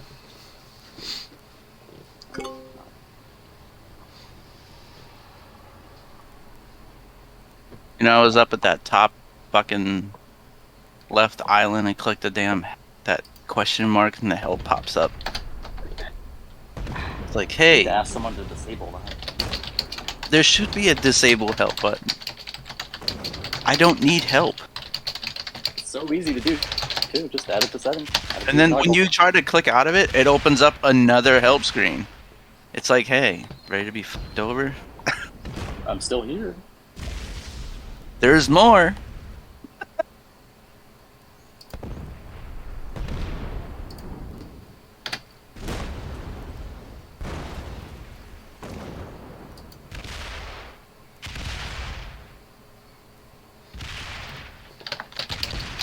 Oh, this is gonna be tricky.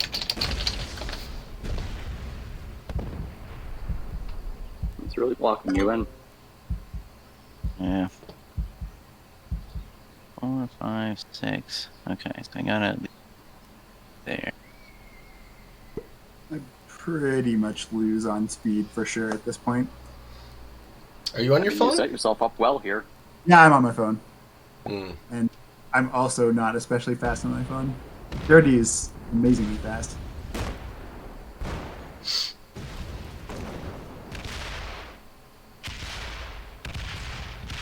Oh, Oh. Eh, that sucked. Where'd you going? Somewhere where I can fucking use it.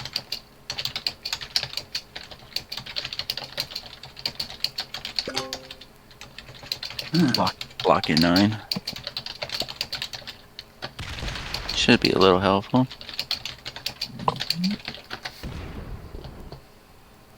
I have a set yet? Yay. Damn it. Run. Run! You have a set? Then yeah. I'm Yeah. good.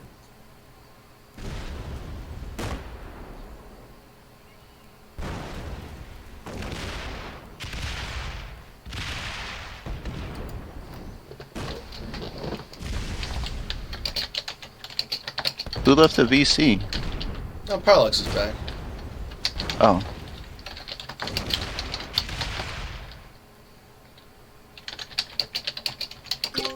No, I mean, Parallax is the issue with like those free player free for alls. It's A, sort of a tough setup, and like B, you're just thankful that they didn't go on for 2 hours. Oh shit.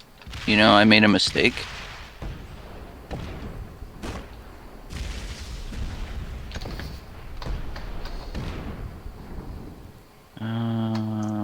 Okay. So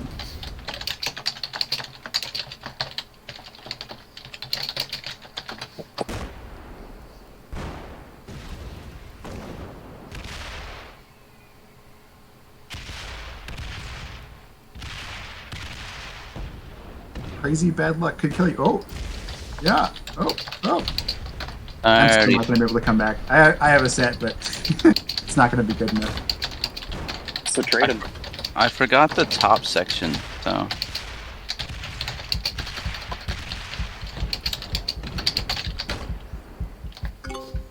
Okay, 65. You've got time issues too. Amazing. this is a big ass map, man. Yeah, it is. How many territories are on this fucking thing? It takes forever to take this over. Yeah, it's a lot. Yeah. It's a lot. I don't even want to count. Like 84? Yeah, like 84, 87, something like that. 4.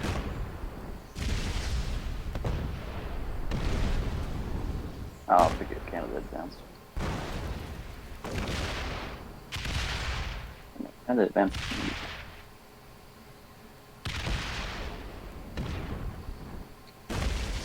Yeah, hit all your bonuses. That's good. Ooh, that's not good. That's not good.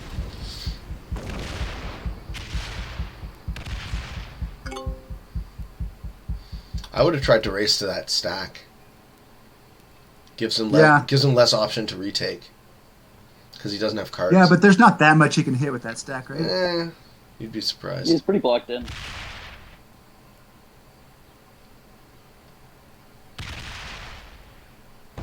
I would have tried to block force, but ran out of time. Yeah. I would have tried to do a lot of things if I had more time.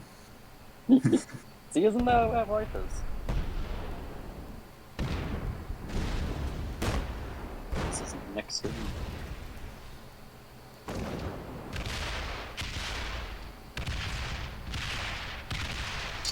Yeah, looks like that's the game. Probably. Yeah, pretty.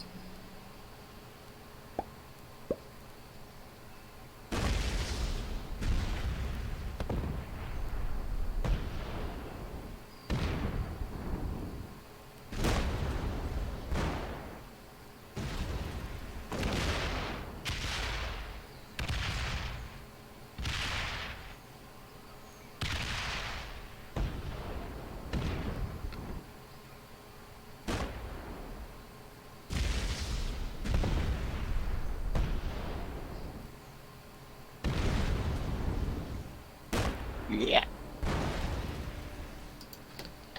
Hey, do you have a 2v2 you made that you've been wanting to try out, other than like who you've worked with? Who, me? Yeah, I mean, I'm curious to see like who you have your eyes on. Oh, I'm starting to think that the difficulty in scheduling 2v2 makes it really hard for me to play it. Yeah, that's what I'm wondering about with like it hopefully becoming official in the next like 6 months. Is that like scheduling's going to be a real problem? Well, what needs to happen is everyone needs to put hours in and have it be automated, ideally. Yeah. Because like leaving it up to players' availability is just a mess, and I can't seem to. Right, so people either miss or it's just a nightmare. Yeah, I mean, even looking at like Mike's turn, like everything is incredibly automated. Like people were still missing for like a zombie's tourney.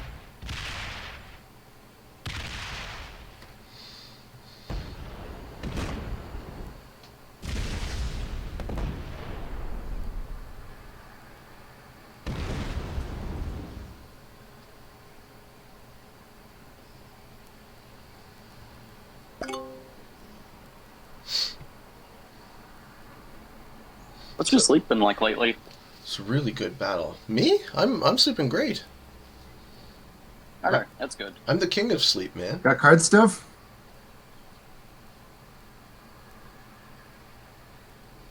Oh my god, he doesn't. No. Oh my Amazing. god. Amazing. Wow. Do you have free cards? Yes.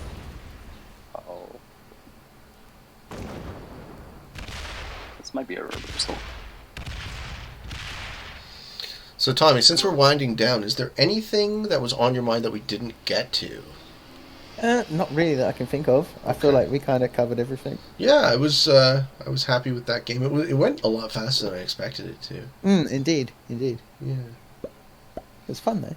No, for sure, man. I want to hang out on your stream. You know, I really do try and pop in for a game every time I see her on when I can. Appreciate that. I'd say you're in there more often than not, Pete, I'd say. I try to make the rounds. You know, everyone's streaming. Say hello. I mean, I, if anything, it's more on my part. I need to make my rounds a bit more often and get in your guys' games a bit more. Yeah, there's always fun to be had.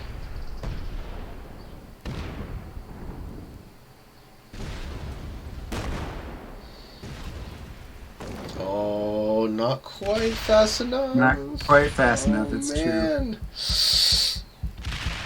Man, I gotta go fucking Speedy Gonzalez on this shit. Andale. Arriba. I cannot believe it did not give me a fucking set.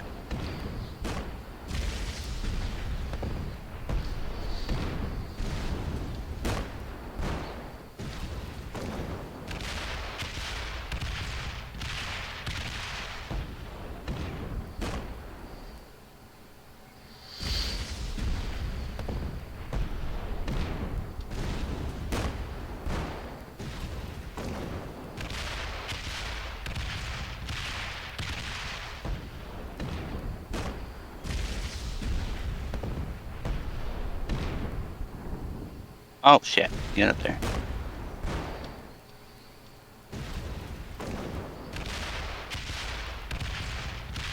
Ooh, you missed one. That's Doesn't that whatever. just chap your ass, Stove? You going an extra 3 troops?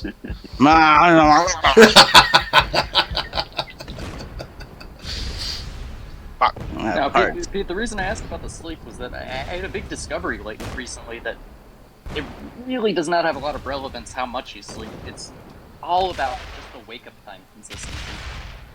Maybe for you. Wake up Well, yeah, time. for me, but I'm saying in general, like, the amount of attention that's given to, like, the sleep amount versus other things that are underplayed is Yeah, very off. having it be a part of a regular, predictable schedule is often the best way to do it. Like, so what time do you wake up? Yeah, I mean, right now I'm waking up at, like, 4 to 5. That's quite early. Yeah, but that's what works for me. Yeah. Because you're undersleeping? So what I'm finding is like it's working very well to like go to bed early and then sort of get up for a few hours if I want and then go back to bed. Oh, that's biphasic sleep was a common thing for most of human history. Yes. Yeah, okay, so you're aware of this. Yeah. So I mean just Like I'm trying to live like a caveman sort of. for people listening to the show, up until the invention of artificial lighting, people went to bed at sunset, and then there was a period of wakefulness in the middle of the night. That's it? That has sort of gone by the wayside. Yeah, like I'm a big believer in all the stuff that we already know from history. We should be doing a lot more of that and not a lot of thinking that we know best. Yeah. The holistic approach to health, you know? What makes you happy? Follow that. What makes you healthiest? All that stuff, yeah. We got thousands, tens of thousands of cultures around the world. I'm sure each one of them has something to give. Let's see if I can pull this off. I think you can.